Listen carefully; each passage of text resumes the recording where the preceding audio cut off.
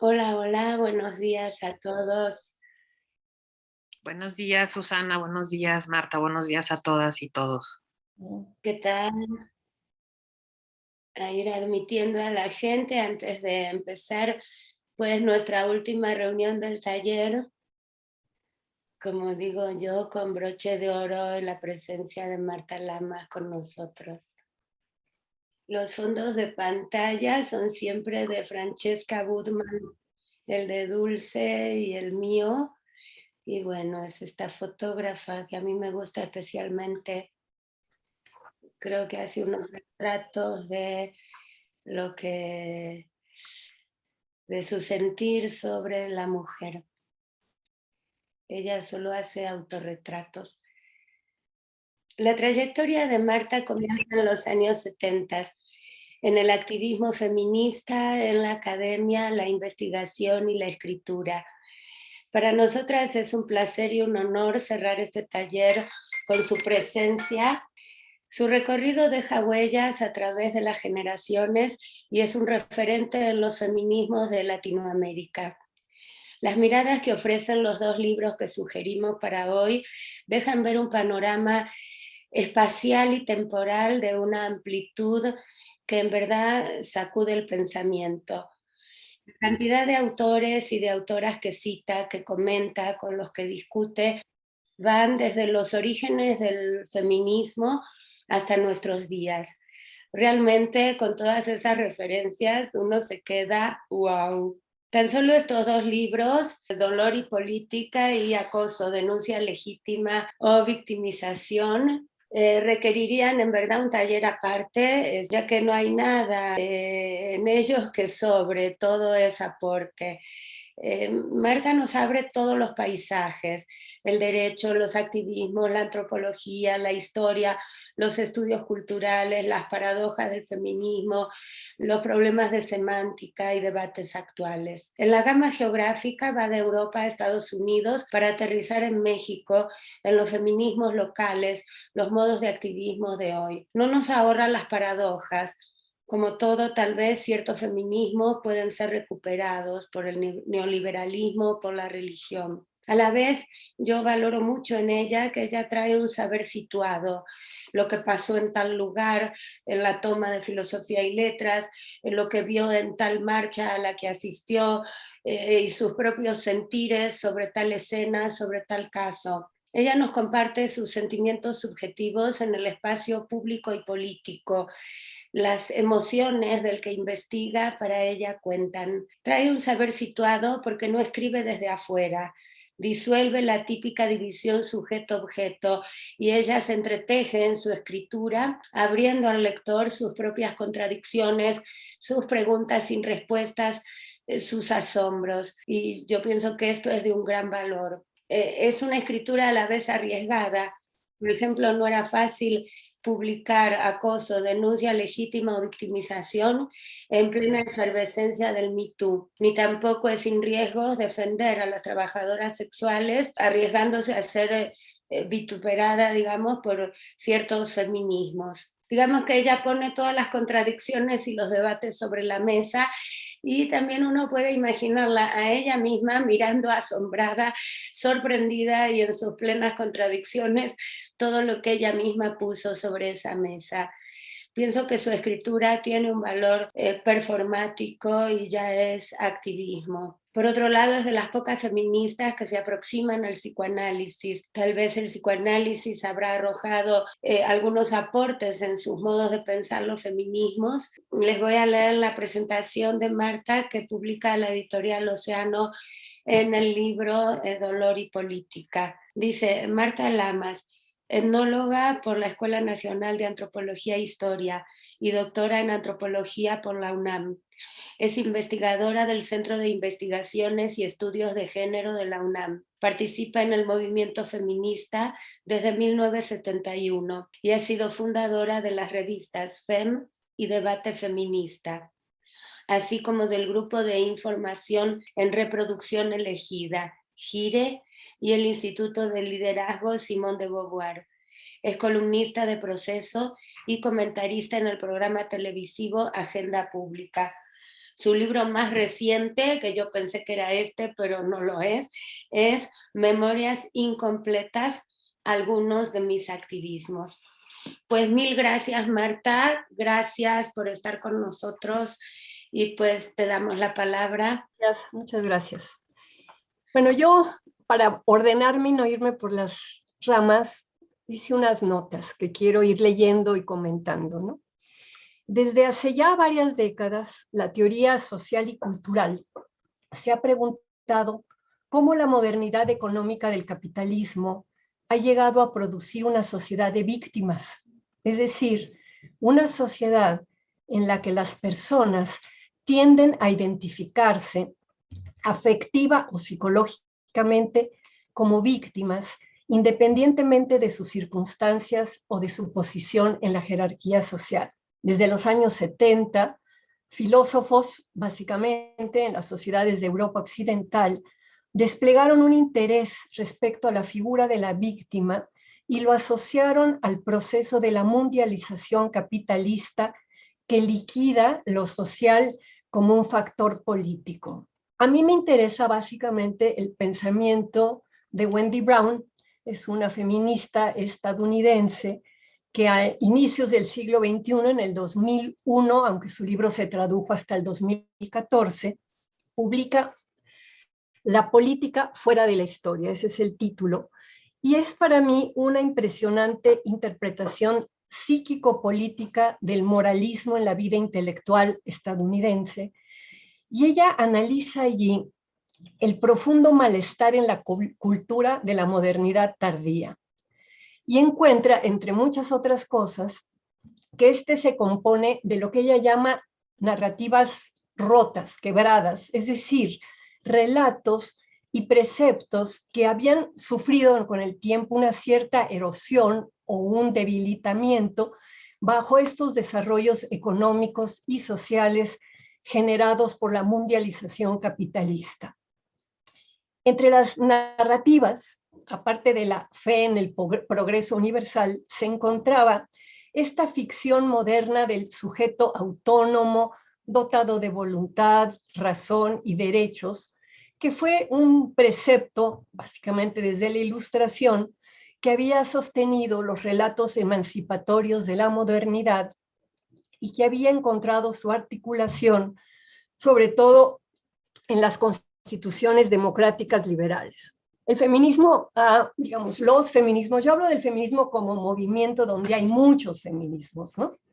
Y ha exhibido este sesgo normativo, ¿no? Androcéntrico, burgués y blanco de esta ficción universalista, y ha planteado el tema de la interseccionalidad para ver cómo intersectan la clase social, la edad, la condición étnica, la religión, la nacionalidad, ¿no? Pero, digamos, en su trabajo, Brown analizaba qué tipo de cultura política podía surgir de una desestabilización tan profunda y tan decisiva de las narrativas fundacionales de la modernidad, y enfatizaba esta condición paradójica de la subjetividad tardomoderna. Lo que le interesaba a Brown en ese libro, bueno, en toda su obra, pero ese libro es central para lo que yo hago, era la manera en el que paso de un capitalismo organizado a un capitalismo voraz y desorganizado, donde la única ley reconocible es la penetración del capital en casi cualquier rincón de cualquier cultura, en cualquier parte del mundo, cómo esta transición impactaba en la politización de las experiencias de subordinación. Brown concibe la subordinación no como una posición social determinada exclusivamente por factores económicos, sino como un proceso permanente de formación de sujeto que se da de manera paradójica y sobre todo en el contexto de esta erosión o debilitamiento irreversible de los relatos emancipatorios de la modernidad. Y este proceso ha generado una tendencia, tanto en la vida intelectual como en la vida política, a personalizar e individualizar la opresión. Y esto ha producido políticas identitarias como mecanismos compensatorios para lo que son pérdidas muy difíciles de superar. Entonces, ella habla, por ejemplo, de fenómenos como la reafirmación catártica de la victimización universal de las mujeres, ¿no?, que está muy presente en el discurso de los feminismos, y que en las cuales subyace en este discurso un reproche moralista y demandas de castigo, de punitivismo, que reducirían nuestra vida política pues, a lo que ella llama un aferramiento melancólico a las causas del sufrimiento denunciado. Desde esta perspectiva, que yo trato de recuperar, Brown no considera el victimismo como una manifestación psíquica universalizable, sino como un indicador coyuntural de una problemática histórica y existencial. O sea, el victimismo, la tendencia a identificarse como víctima, a asumirse como víctima, indicaría la búsqueda de un lugar social o de un estatus simbólico compensatorio en estas sociedades actuales, atomizadas por la modernización, con el colonialismo, con sus guerras y con el capitalismo financiero a tope. Varios de los autores que han trabajado el tema del victimismo afirman que si el siglo XX se caracterizó por poner la condición de víctima en el centro de la atención, el siglo XXI, por su lado, ha convertido la victimización en el arma política de todos los grupos sociales, no solo ya de lo que eran las víctimas paradigmáticas en el siglo XX como los judíos con el Holocausto o las mujeres, sino que ahora los análisis de la ola más reciente de victimismo van a fijar, por ejemplo, en la crisis financiera del 2008, cuyos efectos en las clases medias europeas y estadounidenses fueron el catalizador más importante de numerosas primaveras de indignación, ¿no?, como el de Wall Street, en fin, ¿no? Ella que habla mucho de psicoanálisis, también por eso me gusta Brown, dice que la condición de víctima opera hoy como el significante amo, ¿no?, que se convierte en una lógica comunicativa dominante para afianzar el orden hegemónico existente. Yo he estado leyendo mucho sobre victimismo. Hay un texto que se llama Crítica a la víctima, de Daniele Giglioni, en donde resume, digamos, esta mirada diciendo: la víctima es irresponsable, no responde de nada, no tiene necesidad de justificarse, es el sueño de cualquier tipo de poder. En su erigirse como una identidad indiscutida, absoluta, en su reducir el ser a una propiedad que nadie pueda disputarle, realiza paródicamente la promesa imposible del individualismo propietario. La cita es de Giglioli. Pero para Wendy Brown, este análisis sobre la víctima y el victimismo la va a llevar a plantear un grave peligro para la democracia, porque precisamente la victimización se convierte en el medio obligatorio para la constitución de un pueblo. Ella tiene otro libro que se llama Estados del Agravio, en donde hay todo un capítulo que habla de los apegos heridos, ¿no?, de cómo la gente se vincula a partir de su herida. Y Brown pone de relieve las dimensiones inconscientes de la política que han sido habitualmente ignoradas tanto por el discurso político hegemónico, ese que habla de la ficción de un sujeto autónomo, dotado de voluntad, razón y derechos, como del discurso mujerista que tienen algunos feminismos. Comprender esto resulta indispensable para explicar el arraigo de esta tendencia contemporánea hacia el victimismo. Brown llama la atención sobre la condición quebrada del marco simbólico de la modernidad política y de la incapacidad de los vocabularios políticos disponibles para dar cuenta de las dislocaciones contemporáneas. Ella señala que muchos de los peligros políticos que hoy enfrentamos han sido potenciados por una comprensión inadecuada de las formas de poder específicamente posmodernas, y un poco esa va a ser digamos, la mirada con la que yo hago el libro de Dolor y Política, ¿no? ¿Por qué, digamos, la comprensión inadecuada está llevando a las manifestaciones del feminismo actual? Y sobre todo, a ella hace un señalamiento sobre algo que a mí me preocupa mucho, que es por qué el discurso moralizador se ha vuelto tan intenso entre las activistas feministas. Bueno, yo asumo la perspectiva de Brown que he reducido brutalmente, o sea, en estas pocos párrafos, ¿no? Para entender las manifestaciones actuales del victimismo y de la victimización, que son cosas distintas, y en mis libros trato de recuperar su pensamiento para hacer un análisis crítico de la cultura política y de la política feminista en el contexto específico de México. En especial, me ha interesado explorar si es posible que el victimismo, esta necesidad de asumirte todo el tiempo como víctima, trascienda condiciones reales y tan brutales de victimización como las que existen en nuestro país. Para mí, hacerme esta pregunta es una forma de reconocer la importancia histórica y política de la figura de la víctima, ¿no? Lo que yo no visualicé con el libro de Acoso, sobre todo, fue que con mi crítica al victimismo parecía como si yo fuera insensible a los reclamos de las personas que han sido históricamente agraviadas. Entonces, ¿qué ha implicado para mí leer algunas características de lo que hoy se llama el feminismo de la cuarta ola? Y en todo caso luego explico que yo no es que vea las olas separadas, creo que las olas se montan unas encima de las otras y que la cuarta ola tiene elementos de la segunda ola y que hay autoras para quienes todavía no hemos entrado ni siquiera a la tercera ola, ¿no? Pero bueno, en el libro hablo mucho de la cuarta ola y un poco es la referencia, ¿no?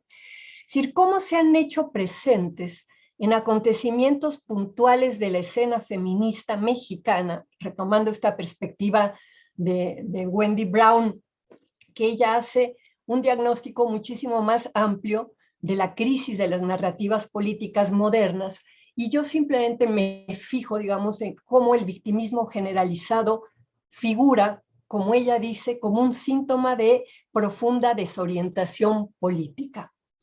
¿Qué nuevas interpretaciones y reflexiones críticas podrían surgir de comprender ciertos acontecimientos, en parte o al menos, como manifestaciones de un malestar cultural, psíquico, político, asociado a procesos de reestructuración global?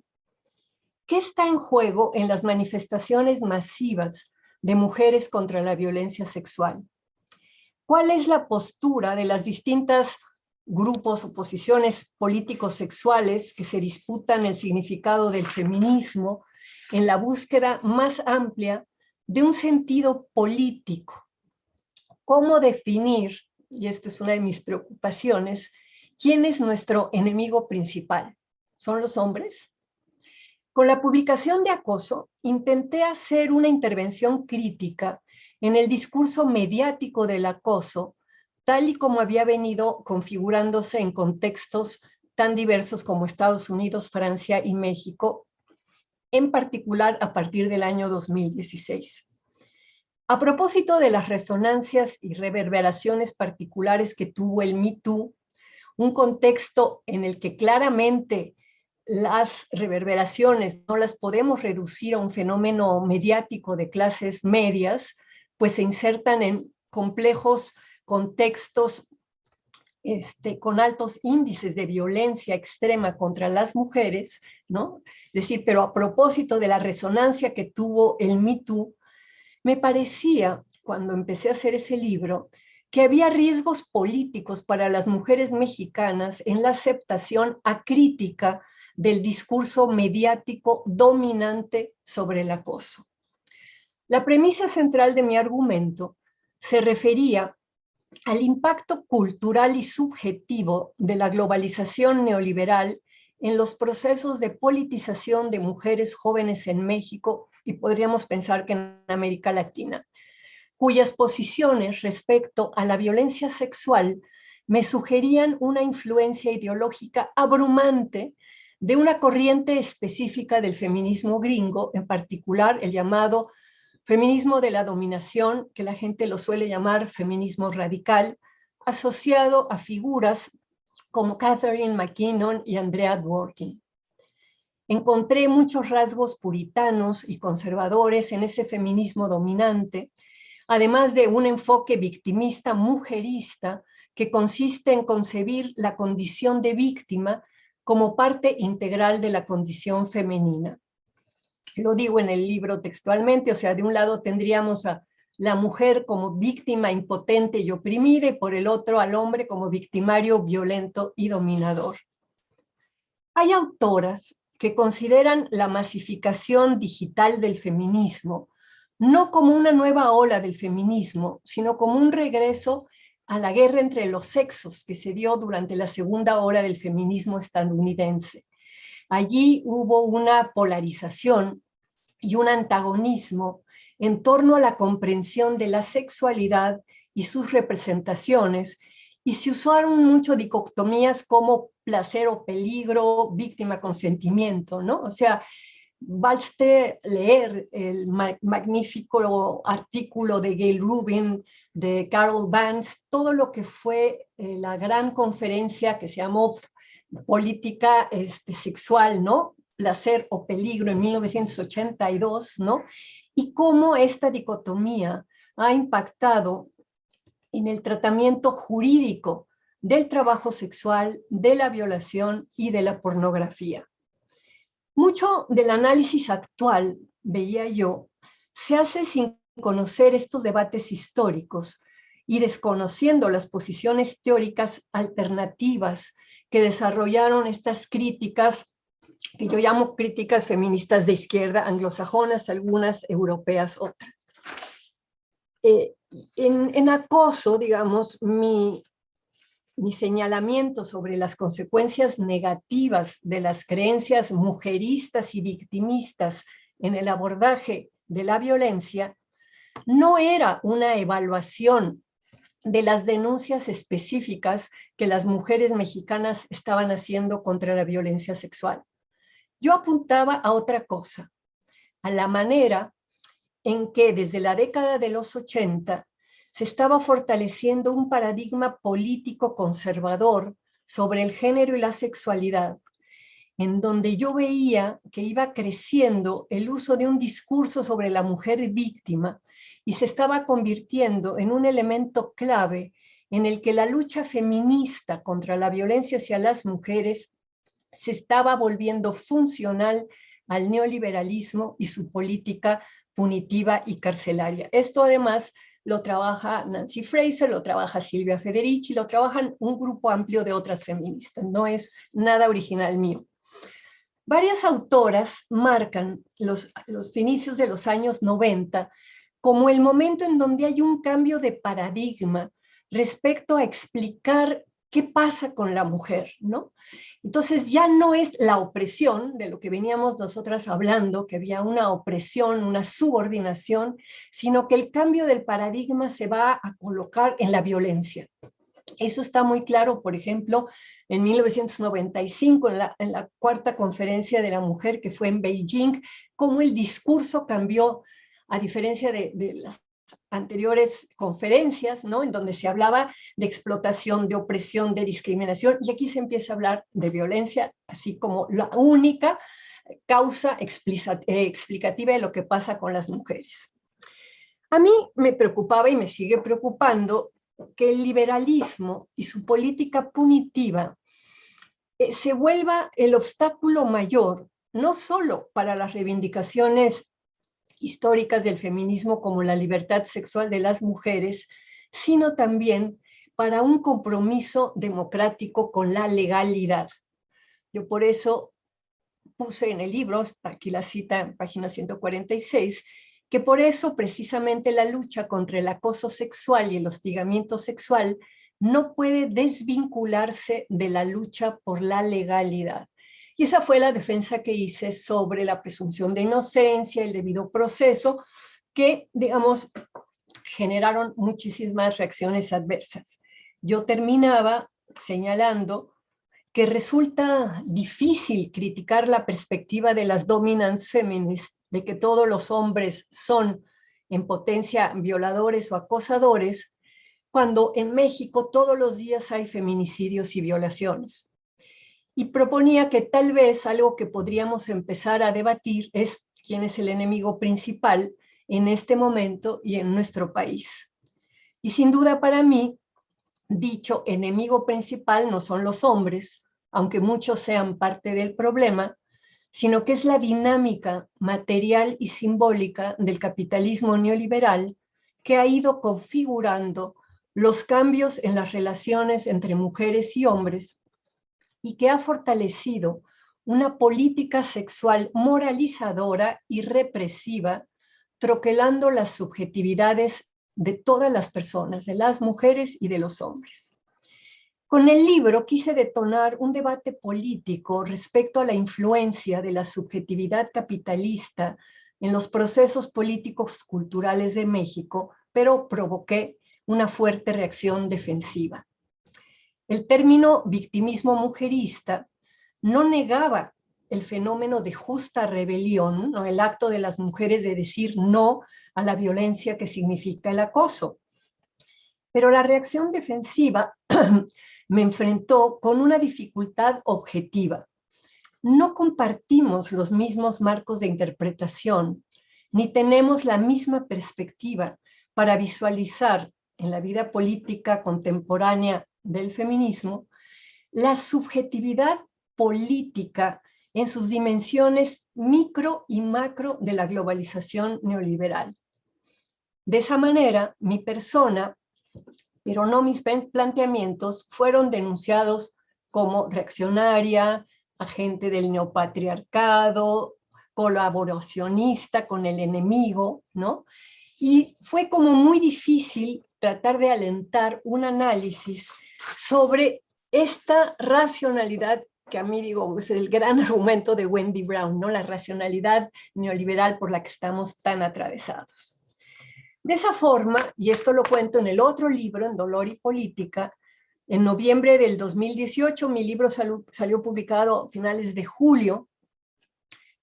La Red Mexicana de Feministas Diversas publicó un manifiesto desde los feminismos mexicanos sobre el acoso sexual y otras formas de violencia hacia las mujeres. En el libro yo reproduzco todo el manifiesto, no se los voy a leer, pero en ese manifiesto planteaba que las ideas promovidas en mi texto abrían puertas peligrosas que legitiman la pervivencia de usos y costumbres mexicanas patriarcales sobre el acoso, el hostigamiento y la violación que infligen daños a niñas, a jóvenes y adultas. Cierro la cita.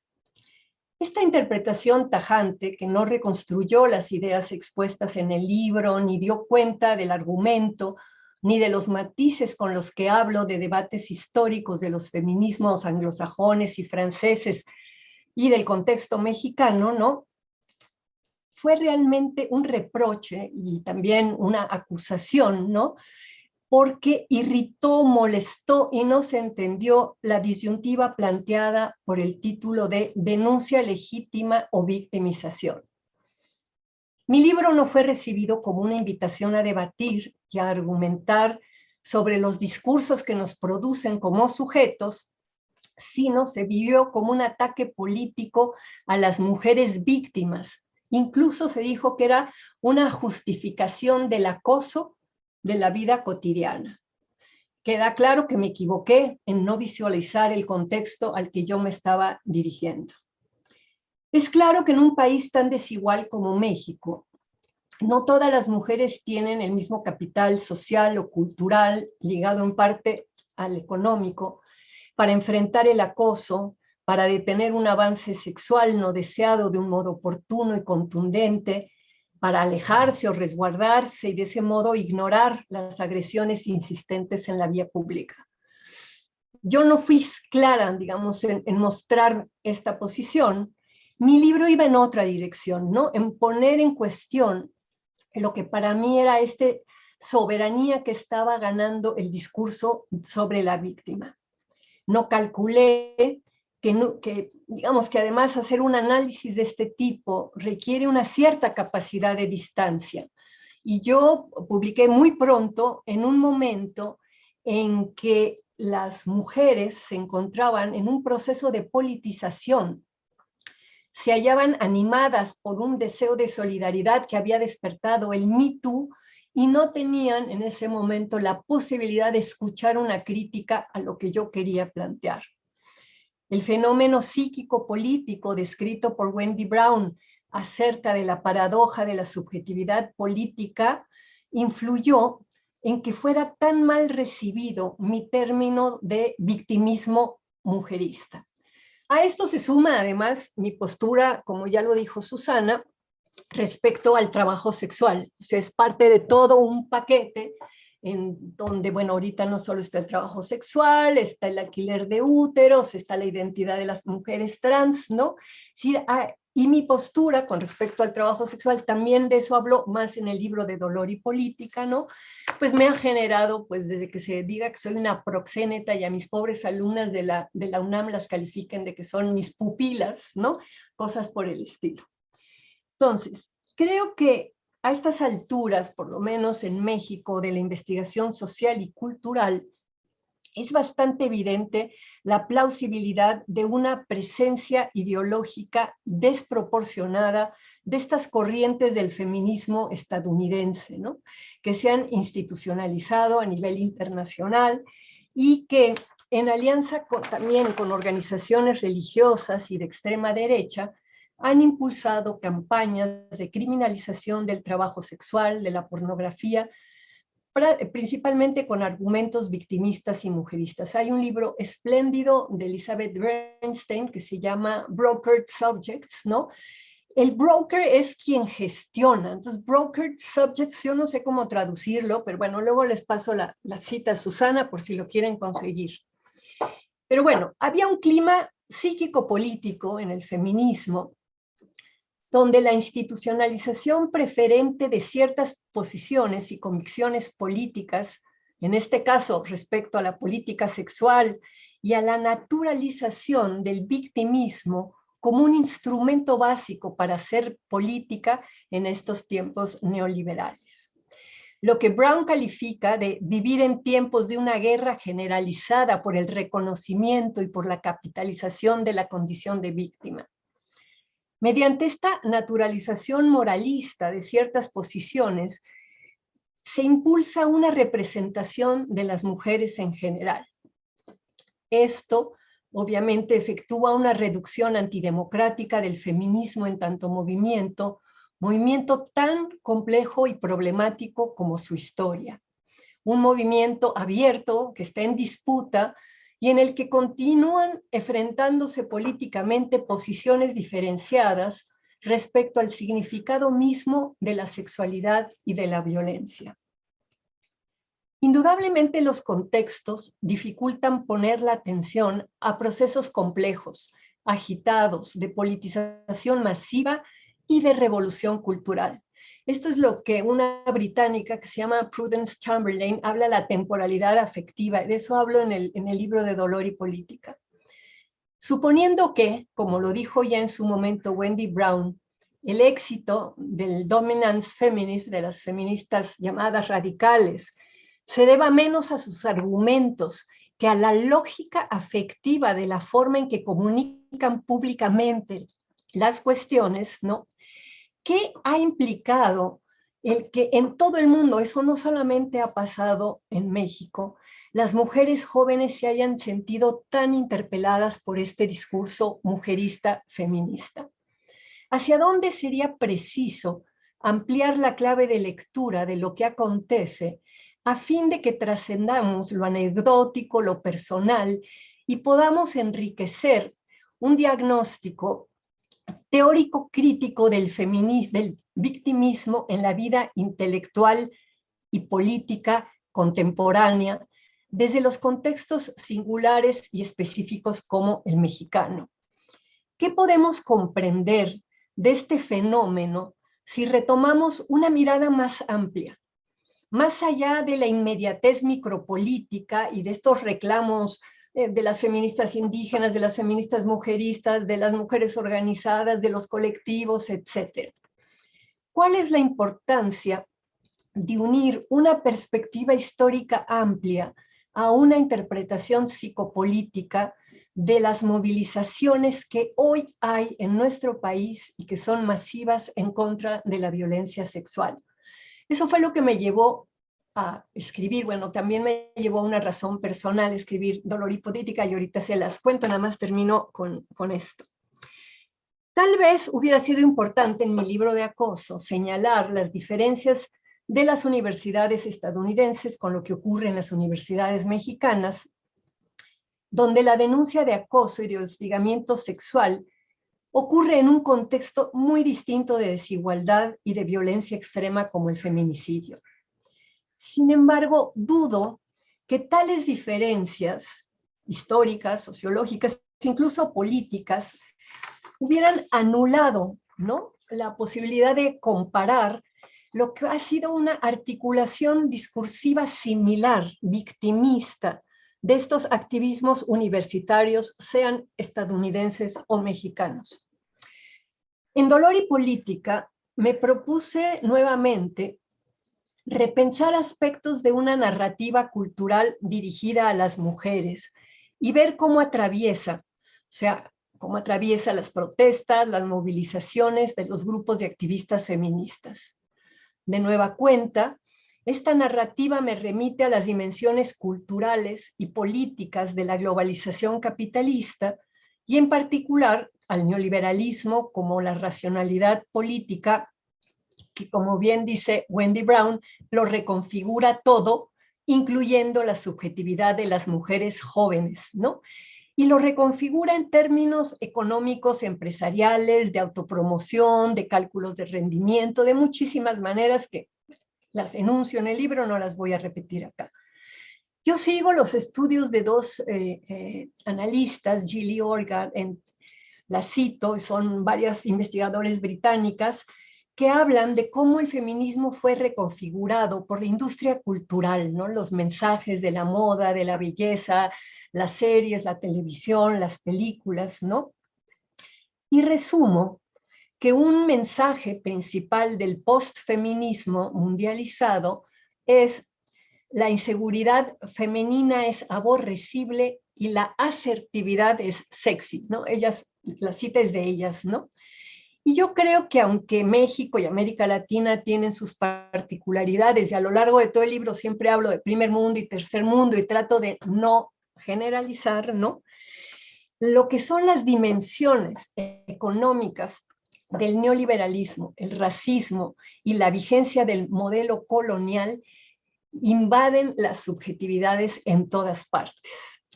Aquí traigo una cita del libro de Dolor y Política que digo: también en nuestra región, estoy hablando de América Latina, circula esa poderosa difusión cultural y mercantilizada del término feminismo y coincide con el estallido de las movilizaciones de jóvenes anticapitalistas, antirracistas y antipatriarcales. Aunque el carácter de las luchas feministas en América Latina es distinto que las que se desarrollan en el primer mundo, también aquí hay grupos de mujeres que comparten la cultura esta de la asertividad, ¿no? De la confidence, ¿no? Y hasta dónde un giro local de esta confidence culture es precisamente la asertividad que se ve en las nuevas movilizaciones feministas, incluso las que rayan en la temeridad, como el Bloque Negro, las anarquistas que van y queman y hacen destrozos. A lo largo de mi libro me concentro en explorar la indignación, el dolor y la rabia que mueve a la cuarta ola específicamente en México. Por un lado, reconozco la asombrosa energía y la capacidad renovadora de las mujeres jóvenes que llegan hoy al feminismo, y también veo el contexto de violencia extrema que justifica su alarma ante la violencia sexual. Valoro su activo interés en desarrollar una perspectiva interseccional y su manejo creativo de las tecnologías de la comunicación y su sentido del humor. Yo, una consigna que a mí me parece que es así un verbo explosivo al cerebro, es verga violadora a la licuadora, ¿no? Yo he visto lo que le pasa a los varones cuando escuchan a las chavas decir verga violadora a la licuadora, y eso es de repente un dispositivo, ¿no? Con una potencia impresionante. Por otro lado, reitero mi preocupación ante una posible manipulación y distorsión de esta politización emergente por un proyecto político conservador. Describo el desplazamiento que se ha dado en los 8 de marzo de las luchas sindicales y que se han convertido ahora en marchas feministas de nuevo contra la violencia. Observo que nos falta todavía escuchar mitos de obreras o de campesinas o de mujeres indígenas, ¿no? Y todo ello tiene que ver con esta inquietud mía persistente, soy necia, que sigue vinculada a la pregunta de quién es en México y en estos momentos el enemigo principal. A ver, ¿es el victimismo, que para mí es un aspecto menor, contingente de la moral política de los feminismos contemporáneos? ¿O es una sensibilidad moralizadora, ¿no?, que ha metido en nuestras subjetividades este neoliberalismo y que se puede llegar a manifestar en una parálisis? Yo no sé si estuvieron, me imagino que sí, la mayoría en la marcha del año pasado, del 8 de marzo, antes de que COVID nos confinara en nuestras casas. Fue una marcha espectacular, pero al final de la marcha no hubo un pliego petitorio, no hubo una propuesta política, o sea, era salir a manifestarnos, ¿no? Cada grupo con su agenda, había desde las mujeres que reclamaban el derecho a fumar marihuana sin intromisión de los hombres, hasta había mujeres de la derecha que marchaban en contra de AMLO, había de todo, ¿no? Era de nuevo esta cosa expresiva, pero con una dificultad de articular políticamente un pliego petitorio con 3 cosas, que fueran más allá de estamos en contra de la violencia, o estamos en contra de AMLO, o estamos en contra de, sino decir, queremos que, no sé, los ministerios públicos, sus protocolos de investigación lleven punto A, punto B, punto C, es decir, como cosas muy concretitas, ¿no? Eso es una cosa que a mí me duele, me preocupa mucho de lo que está pasando con los feminismos en México. Y yo comparo con lo que acaba de pasar en Argentina, en finales del año pasado, un país que hasta 1994, para ser presidente de Argentina, tenías que ser de la religión católica, que tiene un papa argentino como el papa en el Vaticano, y que sin embargo logró legalizar el aborto, ¿no? Y legalizó el aborto además con una salida de 2 millones de personas a la calle y con un nivel de articulación política, no solo de puras feministas, mujeristas, sino con otros grupos de la sociedad, con sindicatos, con grupos mixtos, en fin, ¿no?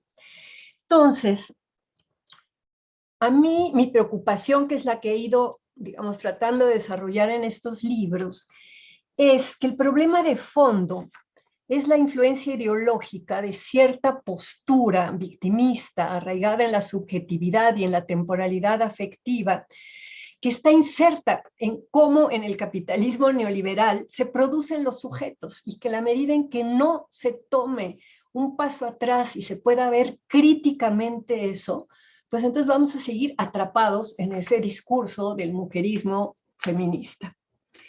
Si la retórica es, esto lo dice Fabio Vélez, un filósofo español, una estrategia discursiva para dotar de cierto sentido a un conjunto de hechos, a mí me ha interesado explorar y analizar la retórica que habla, por ejemplo, hoy en día, el borramiento de las mujeres, ¿no? Entonces ahora hay todo un tema de que reconocer a las mujeres trans es borrar a las mujeres, ¿no? Y que mujeres son las que menstruan, ¿no? Entonces te vas hasta antes de Simone de Beauvoir, que decía que no se nace mujer, se llega a hacerlo, ¿no?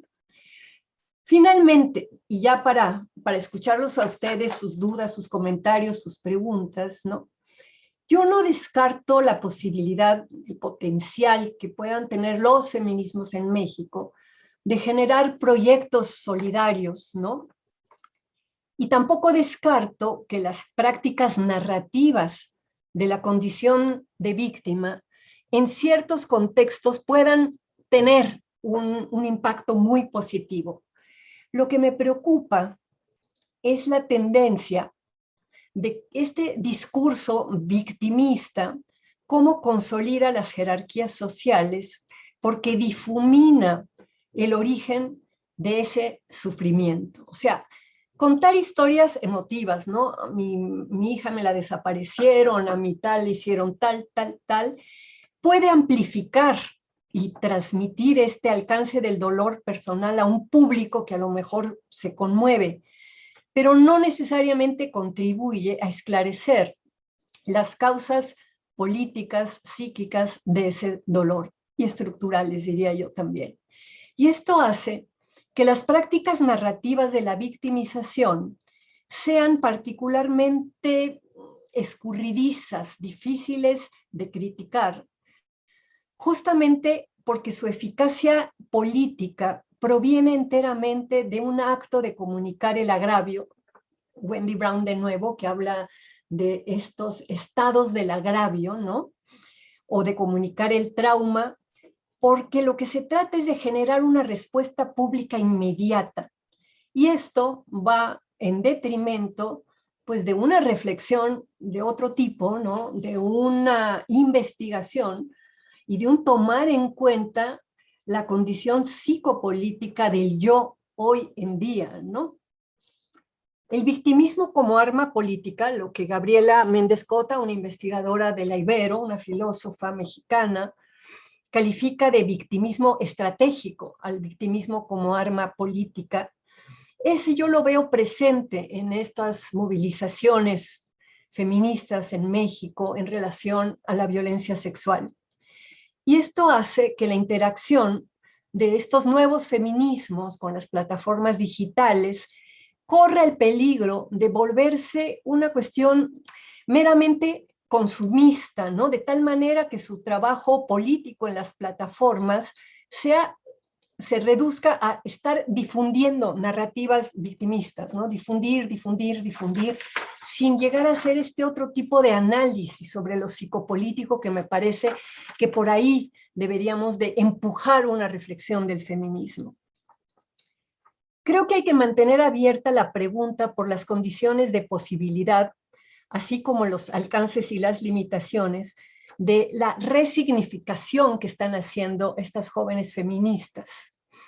Pienso aquí que el victimismo mujerista, concebido como la narrativa básica de esta conversión masiva al feminismo que vemos, ¿no? Pero no solo en México, en la economía global, ¿no? Cada vez más compleja, y vemos como chicas de los 13, 14 años hay una conversión al feminismo, ¿no? Pero si esa es la narrativa básica, el victimismo mujerista, ¿no? Eso realmente no va a delinear salidas políticas de otro orden, ¿no? Es en este contexto donde tanto las personas como las colectividades, ¿no? En esta economía global cada vez más compleja e integrada, sufren una pérdida sostenida de control sobre sus condiciones materiales y simbólicas básicas, ¿no? Y donde la única ley que gana Wendy Brown es la de la penetración del capital casi en cualquier rincón de cualquier cultura, en cualquier parte del mundo. En estas condiciones, parecería tener sentido que, en lugar de analizar la victimización en general, tratando de separar a las víctimas reales de otras víctimas más victimistas del ámbito micropolítico, a lo mejor tendríamos que empezar por preguntarnos ciertas cosas, ¿no? ¿Bajo qué condiciones los reclamos de sufrimiento construyen a ciertos sujetos como víctimas? ¿Desde qué posiciones de poder se pronuncian los sujetos que alegan su victimización? ¿Qué beneficios traen esos pronunciamientos a las comunidades en las que están?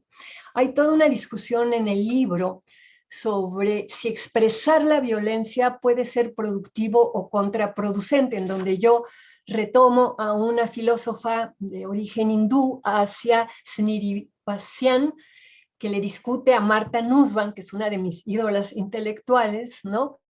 El que para Martha Nussbaum el responder con violencia a las situaciones de subordinación, de opresión o de violencia nunca puede ser productivo. Y esta mujer trae toda una argumentación diciendo hay momentos en donde sí puede ser productiva. Y eso lo vimos, o lo veo yo, digamos, muy claramente con lo que pasó, eso está en Dolor y Política también, con las manifestaciones. La marcha maravillosa de la Primavera Violeta en el 2016, que tiene además un texto buenísimo que yo reproduzco también en el libro. Esa marcha, ninguno de los intelectuales públicos de este país la registró. Salió el día de la marcha, a lo mejor una notita en los periódicos, ¿no? Pero en cambio, en el 2019, cuando un grupo de chicas protestando por la denuncia de una joven de haber sido violada por unos policías cuando llegaba de madrugada a su casa, esta marcha espontánea de las chicas que llegaron a la oficina del jefe de policía y le echaron glitter rosa encima y rompieron la puerta de vidrio y armaron un súper desmadre, el nivel de violencia que no se había visto en estas chicas llamó la atención, fue una violencia productiva, porque entonces Chucho Silva Herzog, Denise Dresser, Aguilar Camín, todos los intelectuales públicos hablaron del acto, ¿no? Entonces hay una discusión súper interesante, pero bueno, yo sigo con mis preguntas, ya voy al final de mi rollito. Entonces, pregunto, ¿desde qué posiciones de poder se pronuncian dichos sujetos? ¿Qué beneficios traen estos pronunciamientos? ¿Y qué tipos de exclusiones presuponen y consolidan? ¿Qué se está excluyendo con el discurso mujerista? Bueno, para empezar, se está excluyendo a una cantidad de mujeres que no son mujeristas y a una cantidad de hombres, ¿no? Que además viven, digamos, al feminismo como una cuestión muy, muy agresiva. Entonces, las preguntas que hay que formularse sobre la agencia de las mujeres y hasta dónde el discurso victimista le quita fuerza a la agencia de las mujeres. Yo creo que estas son preguntas que se extienden mucho más allá de la coyuntura que acabamos de vivir en México. Y yo retomo en ese sentido este diagnóstico de Wendy Brown sobre qué es la crisis en los relatos de la modernidad, y es la crisis de los marcos interpretativos, que son las formas equivocadas de interpretar lo que está pasando, ¿no?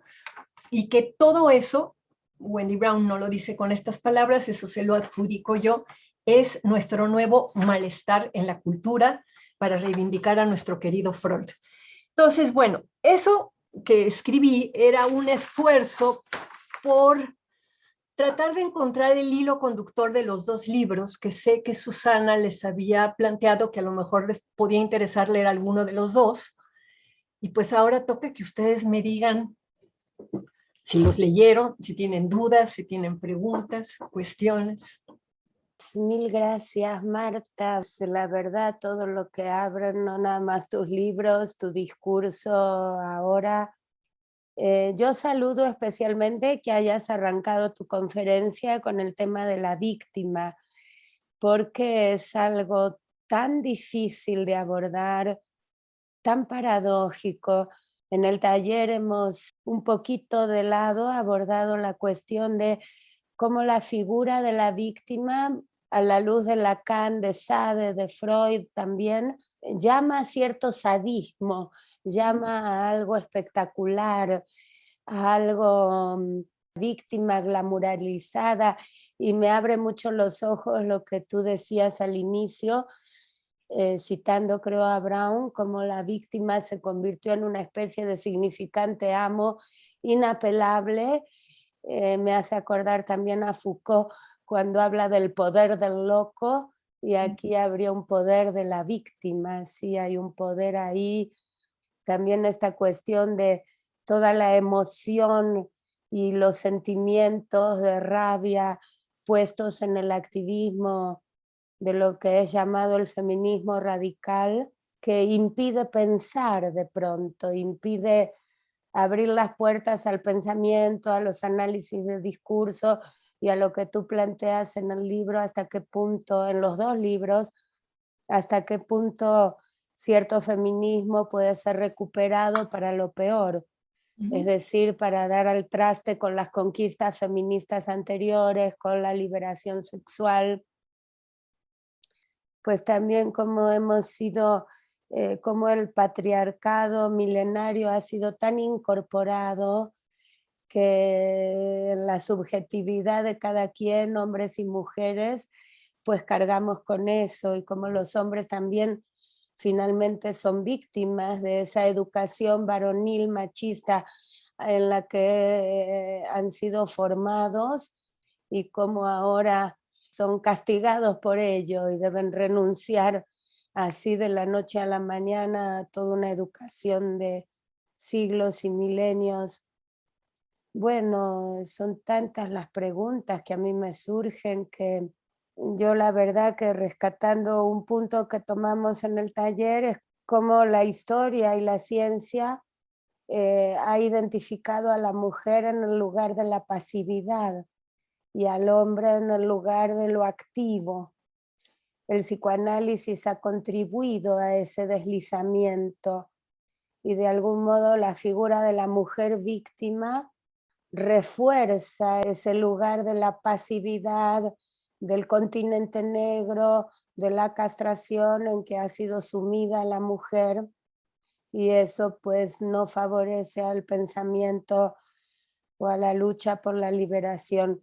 Yo por mi parte la pregunta que tengo es ¿qué piensas tú de esta erogenización de la figura de la víctima, que creo que lo has tocado de algún modo, y este lugar en que la mujer ha sido puesta en el lugar de la pasividad, siendo valorizada y falicizada la figura del dominador, y cómo este feminismo radical refuerza ese lugar de la mujer en el lugar de la pasividad, de la víctima, de la debilidad, que de algún modo le hace el juego al patriarcado milenario. Pues abrimos a quienes quieran participar. No sé, Dulce, si ya hay personas apuntadas, hay un orden o... Ya hay dos manos. Está Maitzi y Mariana. Hola, buen día. Un gusto, Marta, y Susana también. A mí me dejó como muchas interrogantes, como siempre, pero yo me preguntaba cómo hacer, tú escribiste varios textos, ¿no? Tratando de cuestionar este lugar de víctima, entre otras cosas, cómo hacer para llegar como a ese mensaje y que no suceda lo que ha sucedido, que como dice Susana, no se da apertura al diálogo, a pensar, porque al menos desde el psicoanálisis uno sabe que es caso por caso, ¿no? Es la manera de encontrar algo de transformación, ¿no? Porque uno cuando llega a análisis, uno también llega a veces en ese lugar de víctima, ¿no? De los otros, el mundo es el que me agrede, los otros. Y cuando uno pasa por análisis se da cuenta que, bueno, esa historia que se ha contado a lo largo de la vida no es tan así. Lo hablábamos acá en otra sesión del taller con Susana, de estas historias que nos contamos. Cómo escapar, cómo torcer, cómo darle la vuelta a esa historia que nos contamos y de la que a veces pareciera que es imposible salirse de ahí. Yo participé también en la marcha esta que hablas del año pasado, que fue, bueno, hace 2 años, creo, ya no sé cuánto llevamos en pandemia. Y yo vivo en Michoacán, en Morelia, y o sea, nunca se había visto una marcha así, nunca en la vida. Pero también me parece como muy peligroso estas historias, estos discursos que se cuentan en el feminismo, ¿no? Los hombres es el enemigo, esto del Me Too, de yo te creo, ¿no? Yo te creo, todo lo que tú digas es la verdad, lo demás no es la verdad. Algo así creo.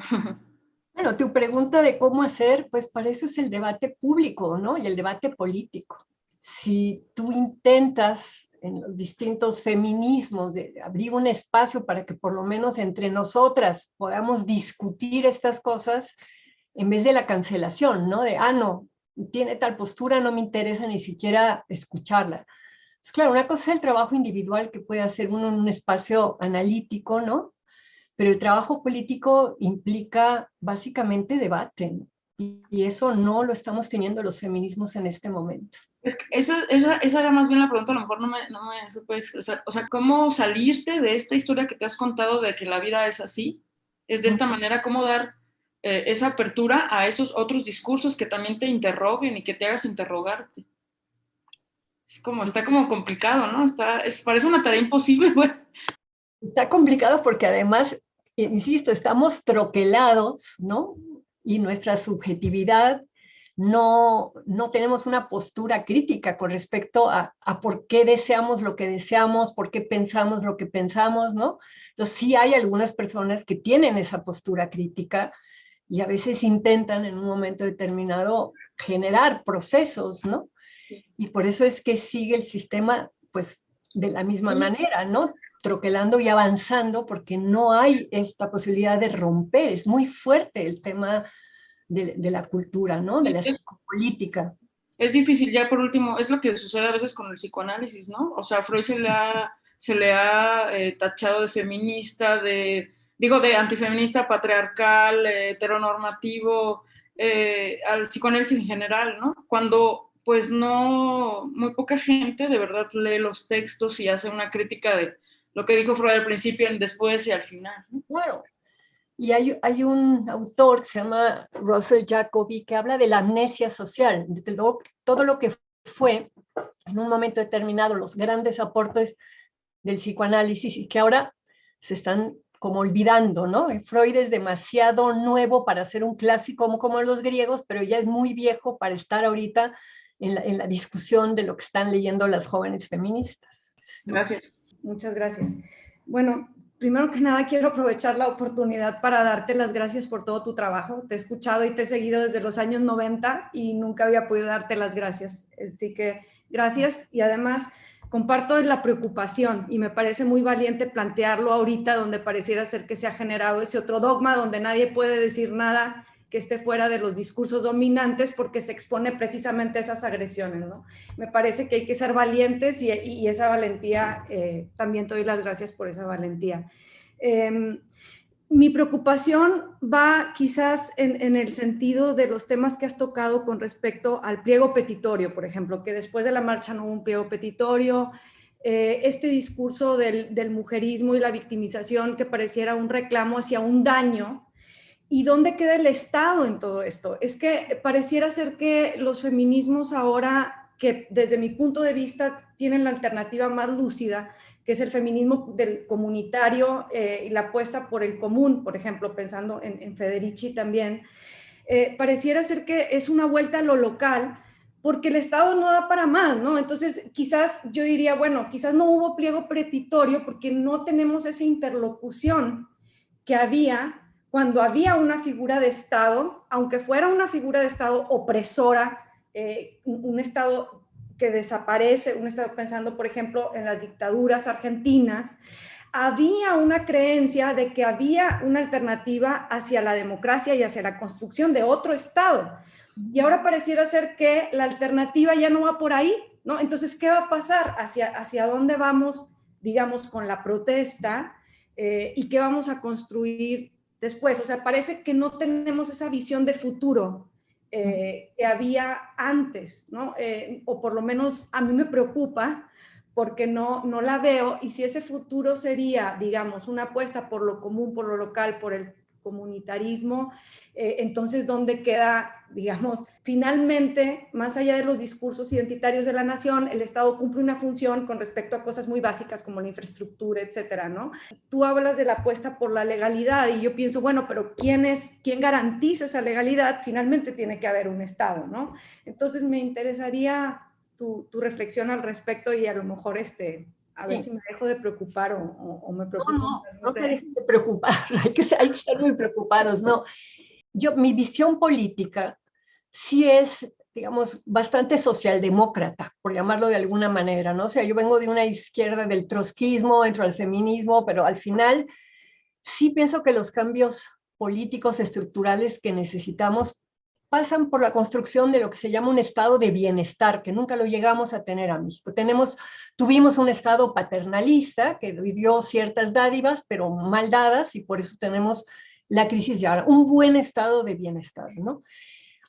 Mi crítica con respecto a la falta de pliego petitorio remite de nuevo a lo que dice Wendy Brown. Si tú no interpretas políticamente bien las cosas, ¿no? Entonces, no interpretar. La marcha del 8 de marzo fue en el 2020. Ya en el 2019, Claudia Sheinbaum se había reunido con las colectivas feministas, con los grupos que defienden el tema de la violencia, con muchos de ellos, ¿no? Y tenemos, digamos, una gobernadora en esta ciudad y ahora una fiscal, una procuradora, abiertas, gente comprometida de izquierda, no son corruptas, es decir, había la posibilidad de pedirle, ahora, no les puedes pedir que acaben con los feminicidios, o sea, porque los feminicidios son una expresión de una dinámica que escapa al control del Estado. El Estado lo que puede hacer es otras cosas. Sí puede hacer mejores procesos de investigación, sí tiene que capacitar a su personal, hay muchísimas cosas en las que se podría avanzar. Entonces, a mí lo que me desesperó fue que con la potencia de esa marcha y teniendo en el gobierno a alguien maravilloso como Claudia Sheinbaum, ¿verdad?, no hubiera esta cosa de decir, de aquí nos vamos a la oficina de la jefa de gobierno y le pedimos 3 cosas, ¿no? Le pedimos que sus ministerios públicos, que hay algunos que son unas bestias peludas, pues que los quite y que ponga otra. Es decir, yo no trabajo el tema de violencia, para todo esto, digamos, académicamente, no es mi tema de investigación, yo no sabría qué proponer. Mi tema es el aborto, y ahí sí sé qué proponer, y el comercio sexual, el trabajo sexual. En violencia no, o sea, como feminista me duele la violencia, me impresionan mis amigas que atienden casos de violencia, o sea, todo eso, pero yo lo veo desde fuera. Yo no sé qué había que pedir, pero en una marcha que se convirtió en la marcha, digamos, en contra de la violencia o con la denuncia de la violencia, es la primera vez que en la marcha feminista, en la descubierta, que es la parte de adelante, iban las familiares de víctimas, no iban las feministas. No había una coordinación de los grupos feministas, como ha habido en otras marchas. Quienes organizan la marcha, todas se van allá adelante en lo que se llama la descubierta, ¿no? Ya están las posiciones políticas. En esta marcha iban familiares de víctimas y luego venían las colectivas feministas. Entonces, desde la organización de la marcha, es ese feminismo que considera que ceder su lugar de articulación política a los familiares de la víctima, ese es el tema también del victimismo. Ellas son más importantes porque han sufrido más, porque les desaparecieron a sus hijas. Sí, pero tú no haces una marcha política para apapachar a la gente que ha sufrido tanto porque le desaparecieron a sus hijas, sino para pedirle al Estado un cambio en cosas que frenen que esas cosas ya no ocurran más. Entonces, lo del pliego petitorio, que a mí me obsesionó mucho en su momento, ¿no?, tiene que ver con esta dificultad de hacer lecturas políticas porque se está atravesado por el discurso victimista y porque las prácticas políticas que se están teniendo ahorita de los grupos más chingones, más potentes, más valientes que son estas jóvenes, ¿no? Y sin embargo, en el momento en que tienen que encabezar eso que han organizado y tienen que formular qué es lo que se le va a pedir al Estado, le ceden el papel a los familiares de las víctimas. ¿Qué van a hacer los familiares de las víctimas más que mentar madres, llorar, reclamar, con todo el derecho del mundo, pues, ¿no? Entonces, sí, la discusión del Estado es muy importante. A mí me parece que el trabajo de Silvia Federici, el trabajo aquí en México, hay muchas personas metidas en la reflexión sobre lo común, ¿no?, empezando los zapatistas, ¿no? Hay que tomarlo en consideración, pero también hay que ubicarlo en el contexto y la realidad que tenemos ahora. A mí me parece que hay muchas de las prácticas que han hecho los grupos feministas de comunalidad, de intercambios, de trueques, de los fanzines, muchas formas de hacer política micro que son absolutamente valiosas y chingonas.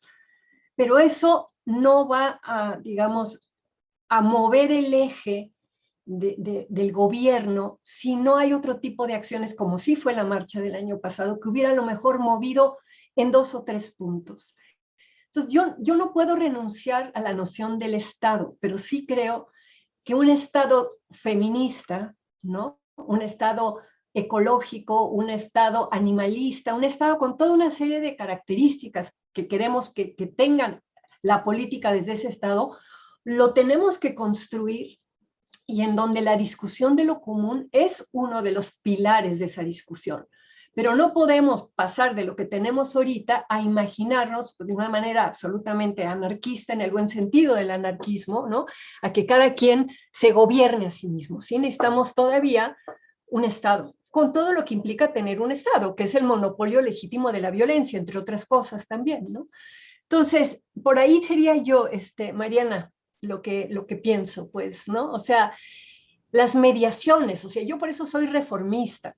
Digo, yo llevo 50 años en el movimiento feminista, entré en 1971, y yo venía de una tradición política del trotskismo, donde nos sentíamos revolucionarios. Bueno, yo ya dejé de sentirme revolucionaria.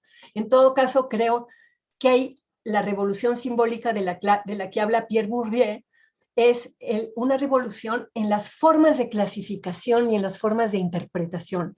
Ahí sí el feminismo puede avanzar en muchas cosas, en cómo vamos a categorizar hoy en día lo que es una mujer, como lo están haciendo ahorita las feministas TERFs, diciendo es una mujer la que menstrua, o vamos a entender que una cosa es nacer hembra y otra cosa es la identidad, y que la identidad se construye psíquicamente y que el inconsciente tiene que ver mucho en esa construcción psíquica, ¿no? Como dice Françoise Dolto, de la imagen inconsciente del cuerpo que se tiene, ¿no? En fin, toda esa parte hace que yo ya no pueda sentirme revolucionaria, pero que sí piense que podemos avanzar en esta difusión de conceptos que nos ayuden a entender y a pensar lo que estamos viviendo para poder incidir en lo que estamos viviendo. ¿Ok?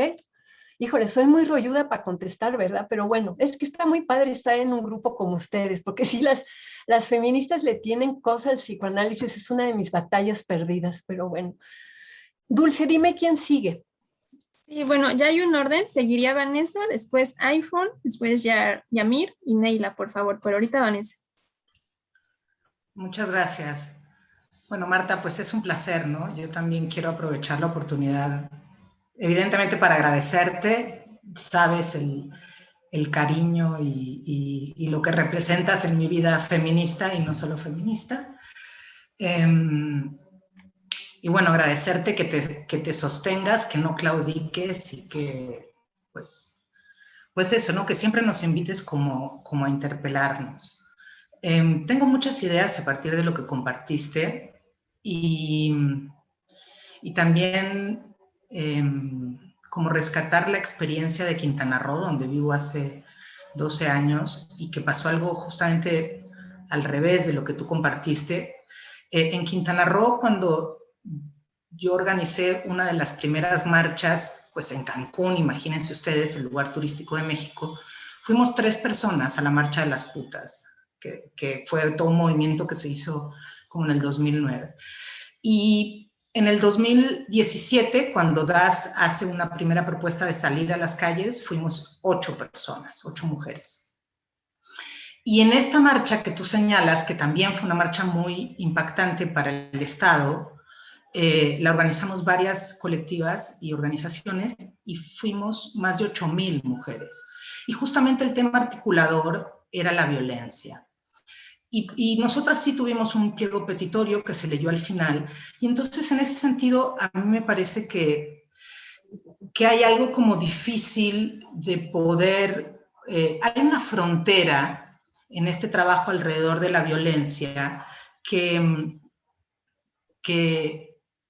mencionaste y que es compleja y tiene que ver con cómo respetar los dolores, pero cómo resignificar esta como necesidad de tener una incidencia política desde otro lugar para los feminismos. Y en ese sentido, yo te quería preguntar, ¿qué piensas de... ¿Qué piensas y cómo se puede hacer este pasaje? Me parece muy interesante la propuesta que tiene Halperin, por ejemplo, de la reconfiguración de los afectos. Esto que señala en su libro que hacen las viudas de Long Island, estas mujeres que son deudos del VIH y salen a manifestarse y a hacer como una fiesta en vez de un duelo, y a reclamar al Estado ese lugar en el que fueron colocados, ¿no?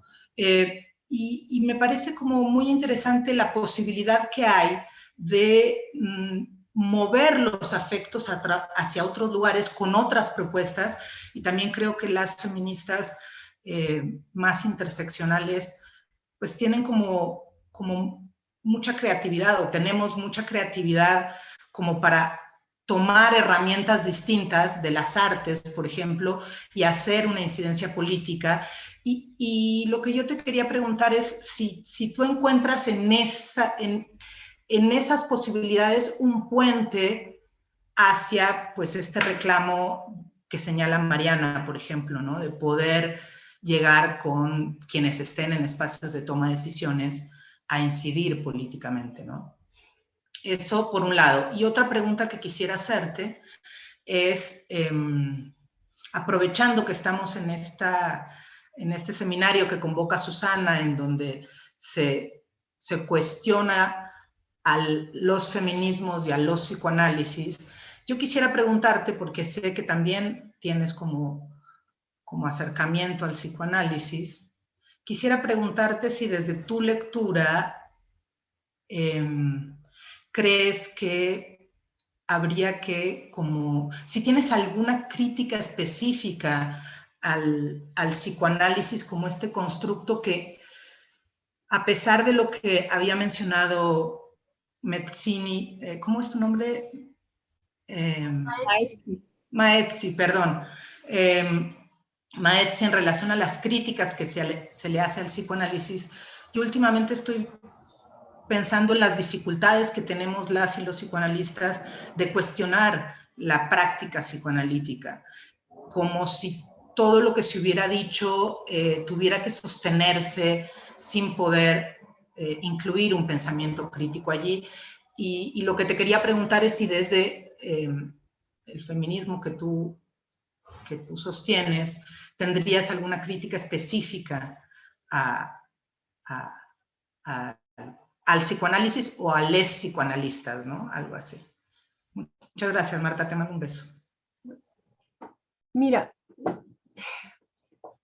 son dos preguntas complicadas, no las voy a responder, nada más te voy a decir por dónde ando. Es decir, yo creo que una cosa es resignificar un duelo, ¿no? Y resignificar un dolor, y que los grupos feministas pueden generar espacios para que personas que han sido víctimas de ciertas cosas puedan hacerlo. Pero eso en automático no va a volver a esas personas víctimas activistas políticas. Y las feministas que pueden estar potenciando, acompañando estos procesos en las víctimas, deberían de tener en paralelo una voluntad de hacer política en donde se hace la política, no solamente en el espacio de acompañamiento, ¿no? Porque mucho del feminismo ha sido ir a las comunidades indígenas, a las comunidades de base, con las mujeres violadas, con las mujeres que sufren, con todo eso, ¿no? Está muy bien. Digo, eso es lo que le da fuerza al feminismo, haber hecho todo eso. Pero se necesita en paralelo el tema de la representación, ¿no? Es decir, las mujeres que están yendo a las comunidades indígenas, ¿cómo se van a sentar a negociar en una mesa, sea en la Ciudad de México, que tiene una población indígena a la que no visualizamos, por ejemplo, o en el Senado, o en donde sea, o ir a la Comisión de los Pueblos Indígenas a plantear ciertas cosas? Y ahí viene todo el tema de que mientras no cambie el sistema, se necesita la representación política. Y la representación política implica una formación política. No es de que yo, porque quiero, voy a ir a hablar. No. Sí necesitas como un trabajo de conocimiento, ¿no? O una experiencia personal tan impresionante que haga que el trabajo de conocimiento no sea lo fundamental. Entonces, yo creo que hay que hacer política, aparte de acompañar procesos de mujeres y también de hombres, ¿no? Y de hacer cosas creativas y muy divertidas y importantes, y todo eso que ha sido el activismo, eso tiene que seguir y es muy importante. Pero también necesitamos entender que hay una lógica que es la realpolitik, o como la quieran llamar, y que si queremos de veras avanzar un poco las cuestiones que nos parecen prioritarias de la agenda política, tenemos que hacerlo. Entonces yo veo, por ejemplo, que el Instituto Nacional de las Mujeres, que por primera vez está dirigido por una feminista, Nadine Gassman, ¿no? Es una feminista de izquierda que está haciendo un proceso padrísimo y que se ha ido a sentar cuando Arturo Herrera era el secretario de Hacienda a negociar el presupuesto para que el gobierno pueda hacer un sistema nacional de cuidados. Bueno, para mí hubiera sido importantísimo que en esa marcha maravillosa que llegó a Palacio, al Zócalo, a Palacio Nacional, las feministas de todos los colores y todos los sabores dijéramos, estamos porque el gobierno haga un sistema nacional de cuidados, como se está haciendo con el INMujeres y con la Secretaría. Era, digamos, para mí uno de los puntos para poner en esa agenda, ¿no? Y yo ahí es donde veo que no hay muchas feministas que estén haciendo eso, estén haciendo ese vínculo, ¿no? Entonces, cada quien está como con sus causas, con sus grupos, con su eso, y esta articulación para lograr construir 2 o 3 cositas, ¿no? Que es hacer política en el mundo de la política, no en el mundo del feminismo, ¿no? Pero hay que ser anfibias, tenemos que tener una pata metida en el movimiento y otra pata metida en la realidad política del país, ¿no? Con sus partidos y sus elecciones y con todo eso. Y mira, con respecto al psicoanálisis, digamos, a mí el psicoanálisis me salvó la vida. Yo puedo funcionar en la vida gracias a que entré a psicoanálisis. Entonces yo soy fan del psicoanálisis como teoría. No leo mucha teoría de psicoanálisis. Sí leo más Freud, no he leído mucho Lacan, ¿no? Y no estoy metida en todas las discusiones internas, sino que estoy metida en la gente como Wendy Brown, que toma el psicoanálisis para explicar cosas de las políticas. Este libro, que a ver si se alcanza a ver, La política fuera de la historia, de Wendy Brown. Bueno, para que se den cuenta, les voy a leer, porque es muy impresionante, ¿no? Tiene 7 capítulos. El primero es una introducción, la política fuera de la historia. El segundo se llama Síntomas, moralismo como antipolítica. El tercero se llama Deseo, el deseo de ser castigado. Pegan a un niño de Sigmund Freud, y es toda una lectura de Pegan a un niño de Freud desde la mirada de Wendy Brown. Luego otra se llama Poder, Poder sin lógica y sin Marx. Otro que se llama Política, Política sin barandillas, ¿no? Y es Nietzsche y Foucault. Democracia, la democracia contra sí misma. Y luego al final, Futuros, Espectros y Ángeles, Walter Benjamin y Derrida. Pero te digo, yo no había leído Pegan a un niño hasta que leía Wendy Brown. Entonces mi llegada al psicoanálisis no es, digamos, con los psicoanalistas, sino con los politólogos que encuentran en el psicoanálisis una explicación que subyace a la lógica de acción de todos los seres humanos, ¿no? Es decir, a mí me sorprende que en los discursos políticos la gente no vea los lapsus, que no vea el inconsciente, no vea los rollos de negación, o sea, tantas cosas, tantos conceptos que el psicoanálisis te ayuda para hacer una interpretación política de lo que está pasando, ¿no? Entonces, del otro, sí no... Hay gente, digamos, Jacqueline Rose es una psicoanalista inglesa maravillosa, que además su último libro es sobre la violencia de las mujeres, sobre la violencia en general, pero habla mucho de la violencia de las mujeres, ¿no? Salió este año ese libro, pero tiene una cantidad de cosas interesantísimas. Y es una mujer judía que es muy amiga de Edward Said y que hace toda una reflexión del conflicto palestino-Israel desde un punto de vista feminista y psicoanalítico que yo nunca le he leído a nadie. O sea, es el tipo de gente que yo leo. Dulce, la que sigue, o el que sigue, no sé si es la o la. Susana quería intervenir y después Lulú. Sí, aprovechando, gracias Marta, sobre esta cuestión de Pegan a un niño. hemos visto un poquito en el taller estos aportes que hacen en el pensamiento, el psicoanálisis, no nada más Freud, yo ahí pondría también a Sade y a Lacan. En este texto que tú mencionas de Pegan a un niño, donde Freud es muy claro de cómo la posición masoquista puede ser una posición buscada, una posición excitante. El látigo es un instrumento erógeno, la dicha en la esclavitud, como decía el poeta Jean Paulhan, también son fenómenos. Yo situaría del lado del psicoanálisis los aportes que puede hacer la mujer que se ha puesto en el lugar de la pasividad. Allí el psicoanálisis creo que ha sido cómplice en ese deslizamiento cultural. Pero además el punto es que la pasividad tan vituperada y tan degradada y vergonzosa, justamente la vergüenza y la degradación que recae sobre la posición pasiva es el signo de que es una posición tentadora, de que hay un gusto en el sometimiento, hay un gusto en la obediencia, hay un gusto en el látigo, y que basta entrar a cualquier sex shop, lo primero que tú ves son látigos, uniformes, hay una sexualización de la autoridad, hay un atractivo de la muerte, la pulsión de muerte freudiana, y yo creo que si los feminismos dejan de lado estas cuestiones tan difíciles, tan álgidas, porque también son temas muy difíciles, porque entonces uno puede decir, ah, sí, que las maten, que las violen, igual les gusta el sometimiento, les gusta el látigo o lo que fuera.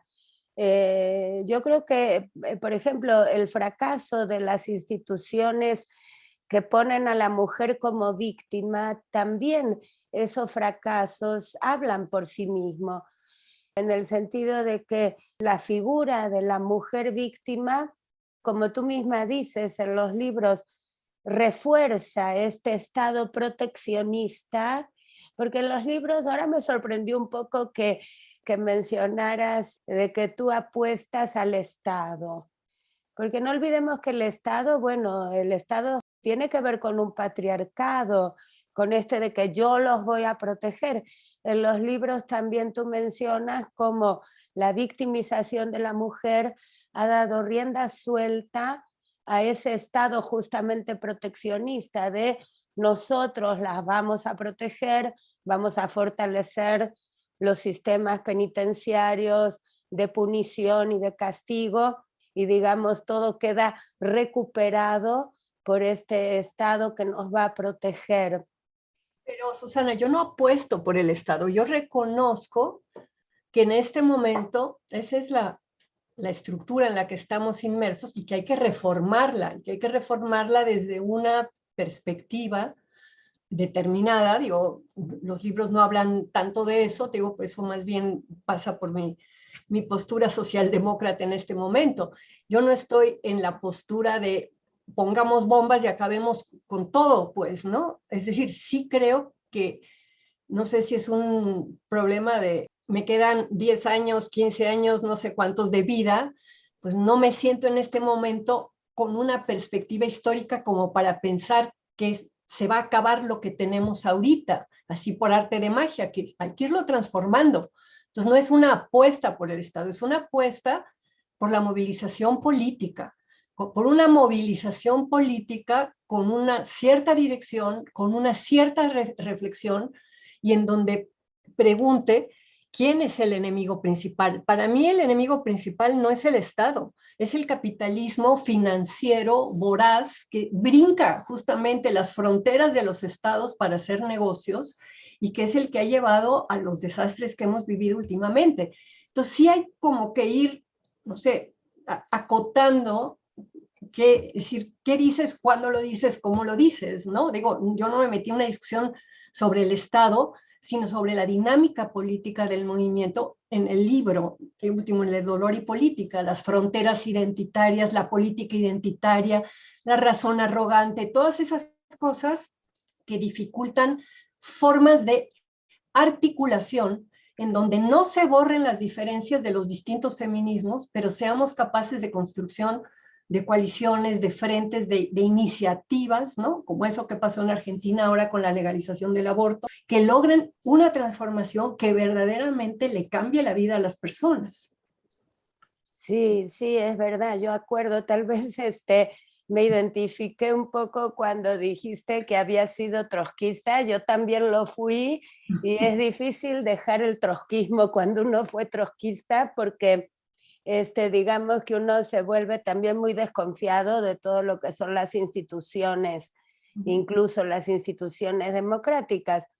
Pero sí, a lo mejor fue demasiado lejos el haber dicho la apuesta por el Estado proteccionista que también tú criticas en los libros, porque también esa protección pues tiene sus incidencias y sus bemoles.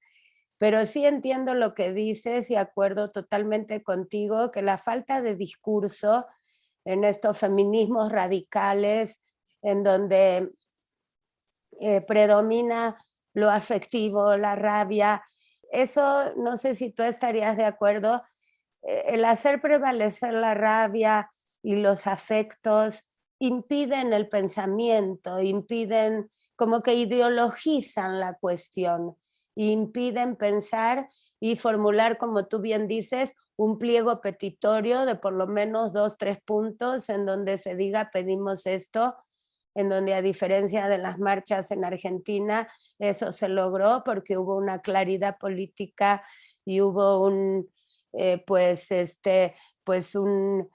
acierto en hacer jugar esa manifestación, no nada más de liberar las emociones, como te escuché decir en una entrevista, fui a la manifestación y sí, todas gritamos, todas dijimos, luego se disolvió y no pasó nada. Es decir, no hubo consecuencias realmente, conquistas políticas.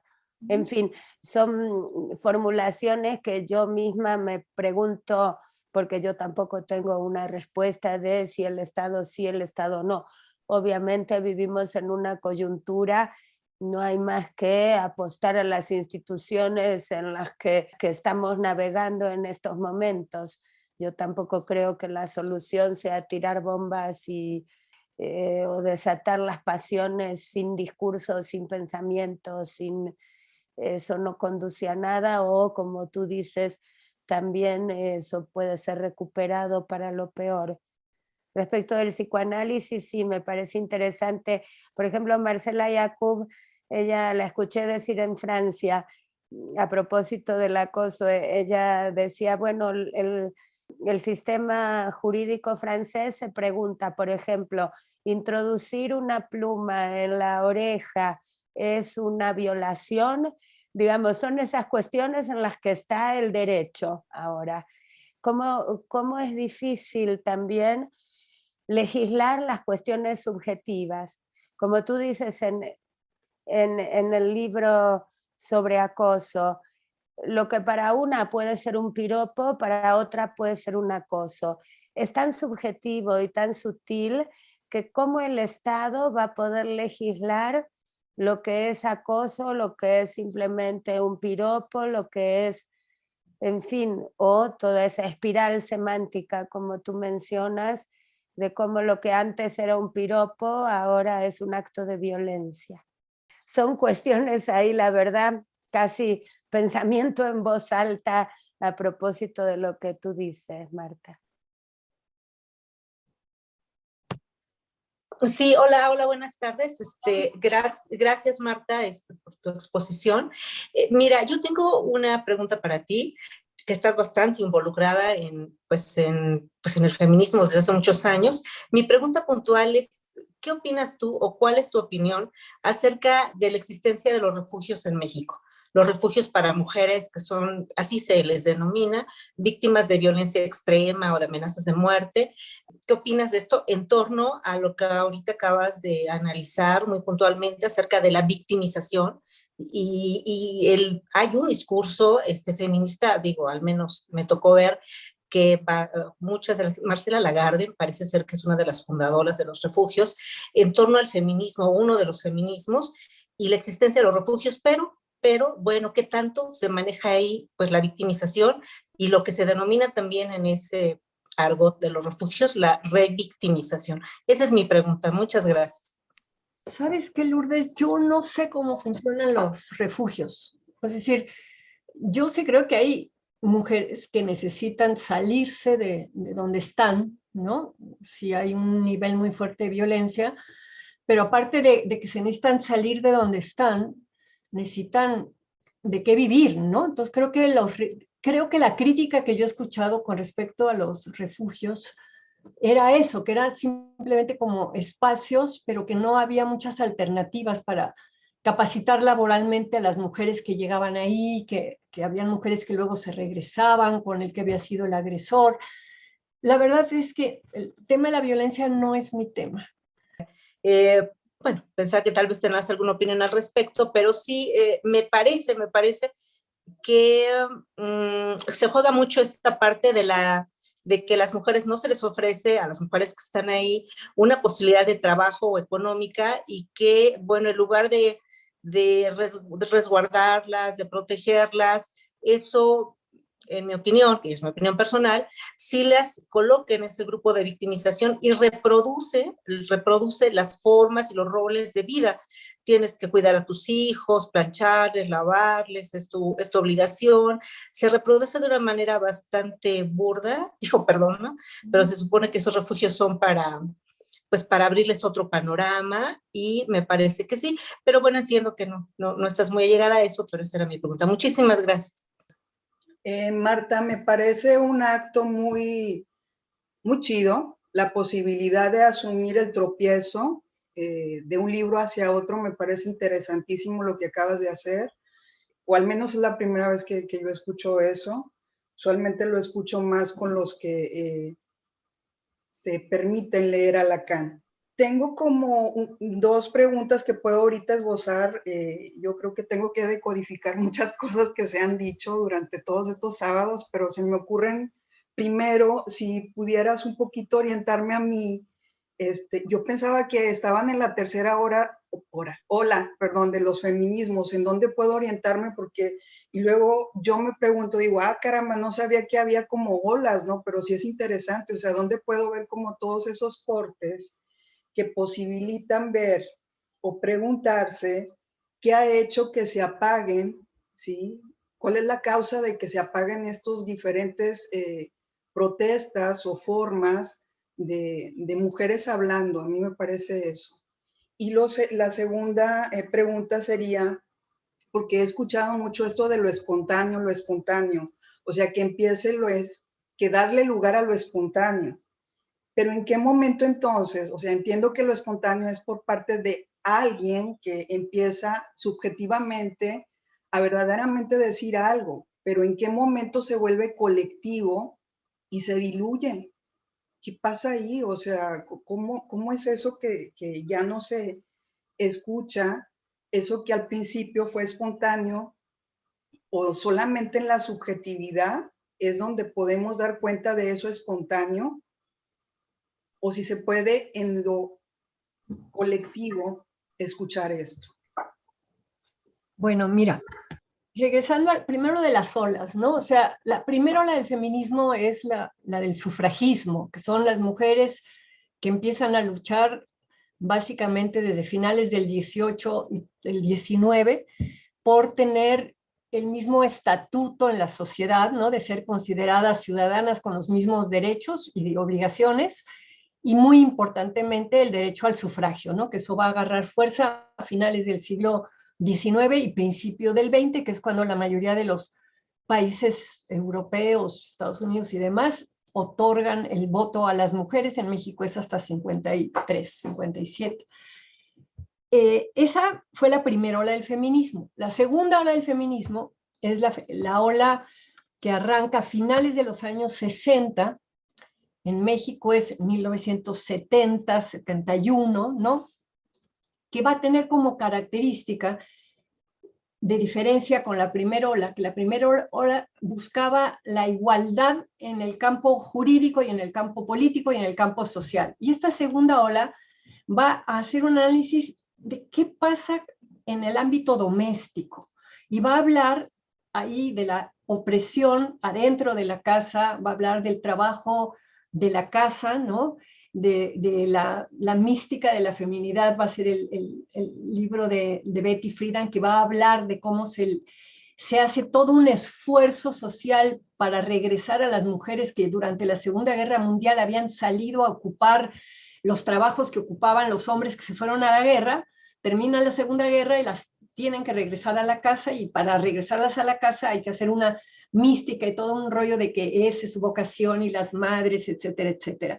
Y el feminismo de la segunda ola va a cuestionar mucho la relación personal, básicamente con los hombres. Empiezan por primera vez a asumirse públicamente algunas lesbianas, y va a plantear una crítica a la sexualidad muy fuerte, ¿no? Entonces es el feminismo de la segunda ola. El feminismo de la tercera ola se supone que es el feminismo que en los años 90 los grupos de feministas de otros países, ¿no? De África, de la India, de América Latina, critican que cuando las feministas están hablando de la mujer, estén hablando de la mujer blanca, occidental, y no están reconociendo las diferencias que hay con las mujeres negras, con las mujeres chinas, con las mujeres. Entonces ahí la tercera ola va a ser la que va a introducir esta cuestión de los feminismos, ¿no? Eso va a ser, digamos, durante los 90, y va a tener un desarrollo desigual en distintos países del mundo, pero en muchísimos países va a haber como un declive del activismo feminista de finales de los años 90, ¿no? Más o menos hasta principios del siglo XXI. Yo en el libro planteo que quienes empiezan a hablar de la cuarta ola del feminismo, justo la referencia más antigua que encontré es de una asociación psicoanalítica en Estados Unidos que tiene un paper sobre la cuarta ola, ¿no? Y va a estar vinculada también con la lucha contra la violencia y con esto que fue la protesta de la marcha de las putas, ¿no? Las mujeres que en una universidad de Canadá decidieron salir diciendo frente a problemas de que había habido violaciones, ¿no? Y el jefe del policía dijo, bueno, es que estas cosas no pasarían si las mujeres no se vistieran como putas. Y entonces hubo una protesta brutal de las estudiantes y en todo el mundo se replicó la marcha de las putas, que fue en 2011, ¿no? En México la coordinó Minerva Valenzuela en la Ciudad de México. Ahí, a partir del 2011-2012, empieza a haber de nuevo un despegue de feminismo. Yo empecé a dar clases en el ITAM en 1998 y mis alumnas de 98 a 2012 más o menos me decían, no, yo no soy feminista. Digo, sí estoy por el aborto y sí estoy por la igualdad de salarios, pero yo no soy feminista. Eso ya pasó el feminismo, ¿no? Eso lo explico en el libro también, el famoso posfeminismo. Y de repente va a haber como un empuje, por un lado de Naciones Unidas con su campaña con Emma Watson, por otro lado un libro muy importante de una escritora nigeriana que se llama Chimamanda Ngozi Adichie, que su libro es Todos deberíamos de ser feministas. Y entonces ese eslogan de todos deberíamos de ser feministas lo toma la casa Christian Dior y saca unas camisetas preciosas blancas con el lema que valían 500 euros, ¿no? Y se empieza a hablar mucho de feminismo, y el feminismo se vuelve un tema de consumo cultural entre las chicas jóvenes, ¿no?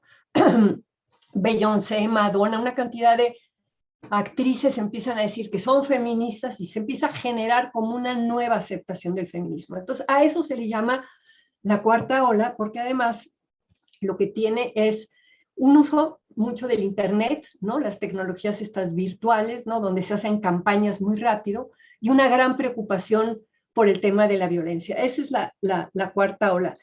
En este libro de Dolor y Política yo escribo eso con un poco más de detalle y ahí pongo referencias. Hay un artículo que puedes buscar, que es de una historiadora mexicana que se llama Gabriela Cano, que está en el Colegio de México, en la revista Letras Libres. Si tú pones la página de Letras Libres y pones Las olas del feminismo, Gabriela Cano, te sale el artículo y ella da una explicación académica muy buena de cómo no debemos de entender las olas como separadas, ¿no? De que ya terminó la primera ola y luego vino la segunda y viene la tercera, sino esta cosa de que las olas se van subiendo y se van mezclando entre ellas. Hay situaciones en donde los grupos feministas en ciertas partes del país están todavía en una segunda ola, otros que ya están en el rollo de los feminismos de la tercera ola, y la mayoría de las chicas jóvenes, este es un tema generacional, sí se asumen como parte de la cuarta ola, ¿no? Entonces, eso. Y de lo que dices de lo de espontáneo, es decir, lo espontáneo, es decir, hay un feminismo espontáneo, hay reacciones políticas espontáneas, pero digamos, para que esas reacciones espontáneas tengan una eficacia política, sí se necesita un trabajo colectivo. Es decir, tú vas a empezar a juntar, que fue lo que hicieron pero no sé si tú estás hablando de eso o de una cosa más del orden psicoanalítico, digamos, de parte del orden político, las expresiones espontáneas de dolor o de indignación o de rabia, ¿no? Pues empiezan a surgir en distintas circunstancias y en distintos contextos, pero eso requiere un trabajo de elaboración y de reflexión para darle una direccionalidad a eso, ¿no? Entonces, no sé si cuando tú me decías de lo de espontáneo, Yamir, te referías a eso, ¿no? En parte sí, pero también me parece que a lo subjetivo, porque yo me pregunto, mucho tiempo me he preguntado, o sea, yo creo que a alguien se le ocurrió, sí, vamos a hacer esto, vamos a hacer lo otro, y entonces alguien más se fue como acompañando a eso. Me parece que sí hubo como un inicio. Iniciativas, claro que hay iniciativas y hay gente más creativa y hay gente que tiene, digamos, una mirada que de repente llega y les dice a las demás, oigan, ¿qué les parece? Digo, en 1977 o 78, a un grupo feminista, que eran mujeres más bien conservadoras, Movimiento Nacional de Mujeres, a una de ellas se les ocurrió que las marchas que estábamos haciendo por aborto, igual salíamos 10 gatas con nuestro letrerito, ¿no? Las hiciéramos vestidas de negro y dijéramos que eran mujeres enlutadas, de luto, por las mujeres muertas en aborto. Bueno, eso se le ocurrió a una, se lo compartió al grupo y el grupo hizo toda digamos, la difusión y los demás grupos feministas que estaban en la Ciudad de México nos sumamos a esa iniciativa.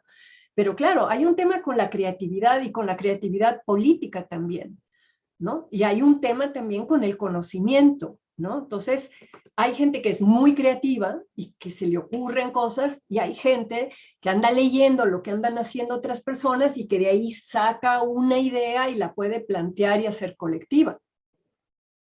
Ok, gracias Marta, un abrazo. Chao. Sí, muchas gracias. Hola Marta. Ah, qué emoción verte, tenerte.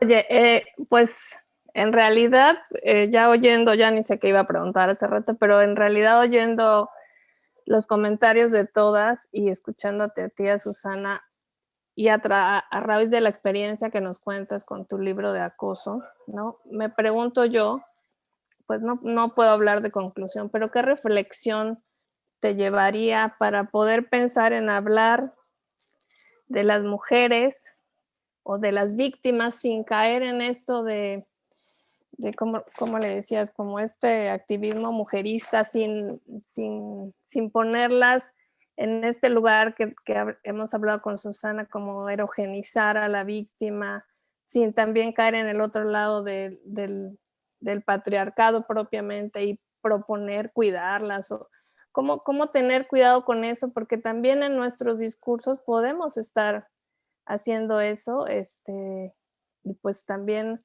un poco enfrentar esta crítica o posicionarnos en un lugar a lo mejor que no era el que queríamos. Y muchas gracias, saludos. Mira, digamos, yo les he dicho que el tema de la violencia no es mi tema, y justo porque no era mi tema, digamos, no supe armar bien el libro de acoso. O sea, yo en el libro de acoso me fui a hacer un análisis cultural entre el discurso de las estadounidenses, el discurso de las francesas, y planteando que aunque en México había, ¿no?, una situación muy distinta, bueno, pues que a mí, digamos, me preocupaba que se empezara a considerar todo acoso. Además, lo estaba yo viendo con mis alumnas, ¿no? Es decir, me miró feo, es que me está acosando, ¿no? Entonces yo decía, bueno, a ver, si todo es acoso, ya nada es acoso. O sea, acoso es una conducta que fue definida jurídicamente, ¿no? Como una, digo, primero culturalmente, la definición de diccionario es una conducta repetitiva, es decir, un acoso es alguien que está sobres, ¿no? Y, digamos, jurídicamente tiene una serie de cuestiones. Culturalmente, lo que viene a hacer el Me Too es a abrir una demanda por muchas cosas distintas que pasaron allí, pues, ¿no? O sea, había quienes demandaban, digamos, el acoso de Weinstein, por ejemplo, que era muy claramente un abuso de poder, ¿no? Había chicas que habían aceptado un intercambio de, ok, te acuestas conmigo y te doy el papel, ¿no? Y luego resulta que eso era acoso. Había de todo, ¿no? Y entonces, una de las cosas que a mí me parecía es que teníamos que definir, ¿no? ¿A qué se va a llamar acoso? Si para mí un piropo no es acoso. Para mí que te digan una peladez, ¿no? En la calle, tampoco es acoso. Si te la dicen una vez, se necesita una conducta reiterativa. El acoso laboral puede ser, como lo estudió Gustavo Fondeville en el CIDE, una práctica de congelamiento en donde a una gente, ¿no? La manera de acosarla para que se vaya del trabajo, ¿no? En vez de echarle la bronca y estarla agrediendo y que esa persona se pueda defender y a lo mejor ir y buscar un abogado, lo que hacen en ciertos espacios, sobre todo de instituciones grandes, tipo gobierno, grandes empresas, es que lo congelan, ¿no? Le prohíben a todo mundo que le hablen, le prohíben que le den trabajo, no le dan trabajo, pero no le dicen nada. Y al final la gente frente a ese congelamiento se enloquece y renuncia, por ejemplo, ¿no? Entonces hay el acoso laboral, hay el acoso sexual, hay el acoso callejero, hay toda una serie de cosas muy distintas que hay que definir para poder tomar medidas frente a ellas, ¿no? Entonces, digamos, en el libro yo intenté, fíjate, el Me Too es en octubre del 2017. En enero del 2008 es la Carta de las Francesas, que un poco lo que trataban de decirle a las gringas es, oigan, no todo es acoso. Digo, hay veces que los cuates son torpes, hay veces que no vas a comparar una violación con que te dijeron algo o que te agarraron la nalga. Digo, por muy desagradable que es que te agarren una nalga, no es lo mismo que una violación. Entonces a mí me interesó mucho la reacción que hubo frente a la Carta de las Francesas, y yo veía que además había todo un tema cultural en Francia distinto con la sexualidad que con Estados Unidos. Y a las francesas los gringos les parecían que eran muy puritanos, ¿no? Es decir, en Estados Unidos tiene que renunciar un político que se encuentre que tiene un amante, ¿no? En Francia, bueno, Mitterrand tenía su segundo frente con quien tuvo una hija y los franceses sabían perfecto. Es decir, era muy interesante comparar las dos culturas, ¿no? Yo la autocrítica que me hago es que yo escribo el libro muy rápido, en finales de enero y a julio del 2018, y el Fondo de Cultura lo saca muy rápido también, ¿no? Y yo lo que no veo es cómo el discurso del Me Too va a permitir que muchas mujeres puedan por primera vez protestar de los acosos reales que viven y de los cuales son víctimas, pues, ¿no?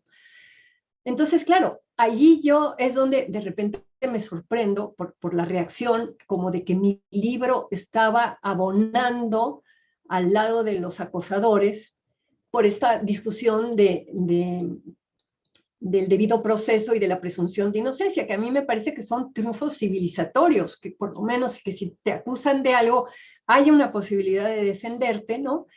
Y que no se veía en ese contexto. Claro, ahorita, 3 años después, yo puedo ver muchas cosas que no vi en el momento, ¿no? Sigo pensando que cosas que digo en acoso se sostienen, ahora tal vez las diría distintas, o pondría, digamos, más notas al pie de página o más asegúnes, ¿no? Lo importante, creo, Neila, es, digamos, que el uso de las palabras, la retórica, ¿no? Es decir, el usar la palabra acoso para cierto tipo de cosas, ¿no? Y llevarlo, digamos, con la denuncia anónima, los scratches, todo lo que se ha construido alrededor de esa denuncia, digo, tiene consecuencias políticas muy graves que no se vieron al principio. Al principio lo que se vio fue, qué bueno que estas mujeres están protestando contra esos cerdos asquerosos, ¿verdad? Del mundo cinematográfico, que las están obligando a tener relaciones o que las están manoseando o lo que sea. Entonces, había un sentimiento como de mucha solidaridad con esas mujeres, ¿no? Y no se vio esta cosa de la necesidad de veras, de distinguir y separar. Una cosa es una mirada fea, otra cosa es una palabra fea, otra cosa es un tocamiento feo, y otra cosa ya es, digamos, una violación. Y además, si son una sola vez que ocurren, o si ocurren de manera reiterada, o si ocurren porque la persona que lo está haciendo es tu igual, es tu compañero, o es tu jefe. Entonces, todas esas cosas sí requieren un trabajo político también para definir estas cosas, que no le quita, digamos, a las mujeres el sentirse incómodas o sentirse mal. Pero aquí entra otra parte de mi reflexión, que estoy viendo si puedo trabajar en eso, que es que en una cultura donde hay una doble moral, donde lo que se vale para los hombres sexualmente no se vale para las mujeres, donde las mujeres estamos divididas en las decentes y en las putas, ¿verdad? En donde si te dicen algo, tú te tienes que hacer la ofendida. Si te hacen una proposición y te dicen, oye, me gusta, me quiero acostar contigo, tú te ofendes. Ningún hombre se ofende si tú le dices, oye, me gusta, me quiero acostar contigo. Entonces hay toda otra cosa que se cruza y que nos remite a esto de las guerras culturales en torno al sexo, que se dan a principios de los años 80 en el feminismo, en el europeo, en el estadounidense, y que en México se están empezando a dar apenas ahora.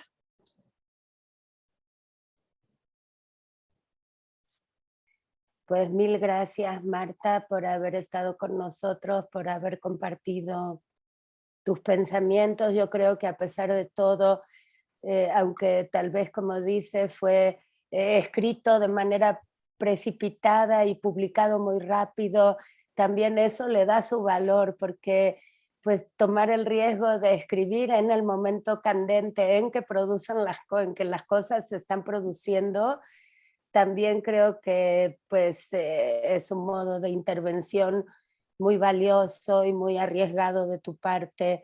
Y a pesar de que fue muy rápido escrito, creo que todo eso lo pones en tu libro. También despliegas todo el orden semántico y las diferencias culturales. Bueno, agradecerte el haber compartido tan generosamente y abrirnos a todas el pensamiento, cómo pensar las cosas en la actualidad, cómo ponerle el valor a las palabras que usamos, acoso, víctima, en fin, hay un mundo de cosas que abres y que invitan a seguir pensando, a seguir cuestionándonos. Mil gracias, Marta, gracias. Susana, y gracias a todos. Me dio mucho gusto estar con personas que les interesa el psicoanálisis. No tengo que hacer defensa de que el inconsciente existe, como me pasa a veces en otras conferencias. No, pues eso es también el gran baluarte de tu pensamiento, que se nota que estás ahí, como que el psicoanálisis está presente y es un referente, y creo que hace a la diferencia realmente con muchos pensamientos feministas. Creo que el tomar el psicoanálisis, pues sí se nota en tu obra y en tu recorrido. Y bueno, pues agradecerles también a todos y también especialmente a Dulce Rivas, que pues ayudó muchísimo en la organización de este taller y lo hizo prácticamente posible, porque en mi caos con el internet no sé si hubiera podido. Pues mil gracias, Marta, por este broche de oro, por esta cereza del pastel. Órale. Y pues seguimos en contacto y tal vez haya una segunda parte de este taller en septiembre. Bueno. Y ojalá puedas estar también con nosotros, Marta. Muchas gracias, con mucho gusto. Bye. Gracias, chao. Bye.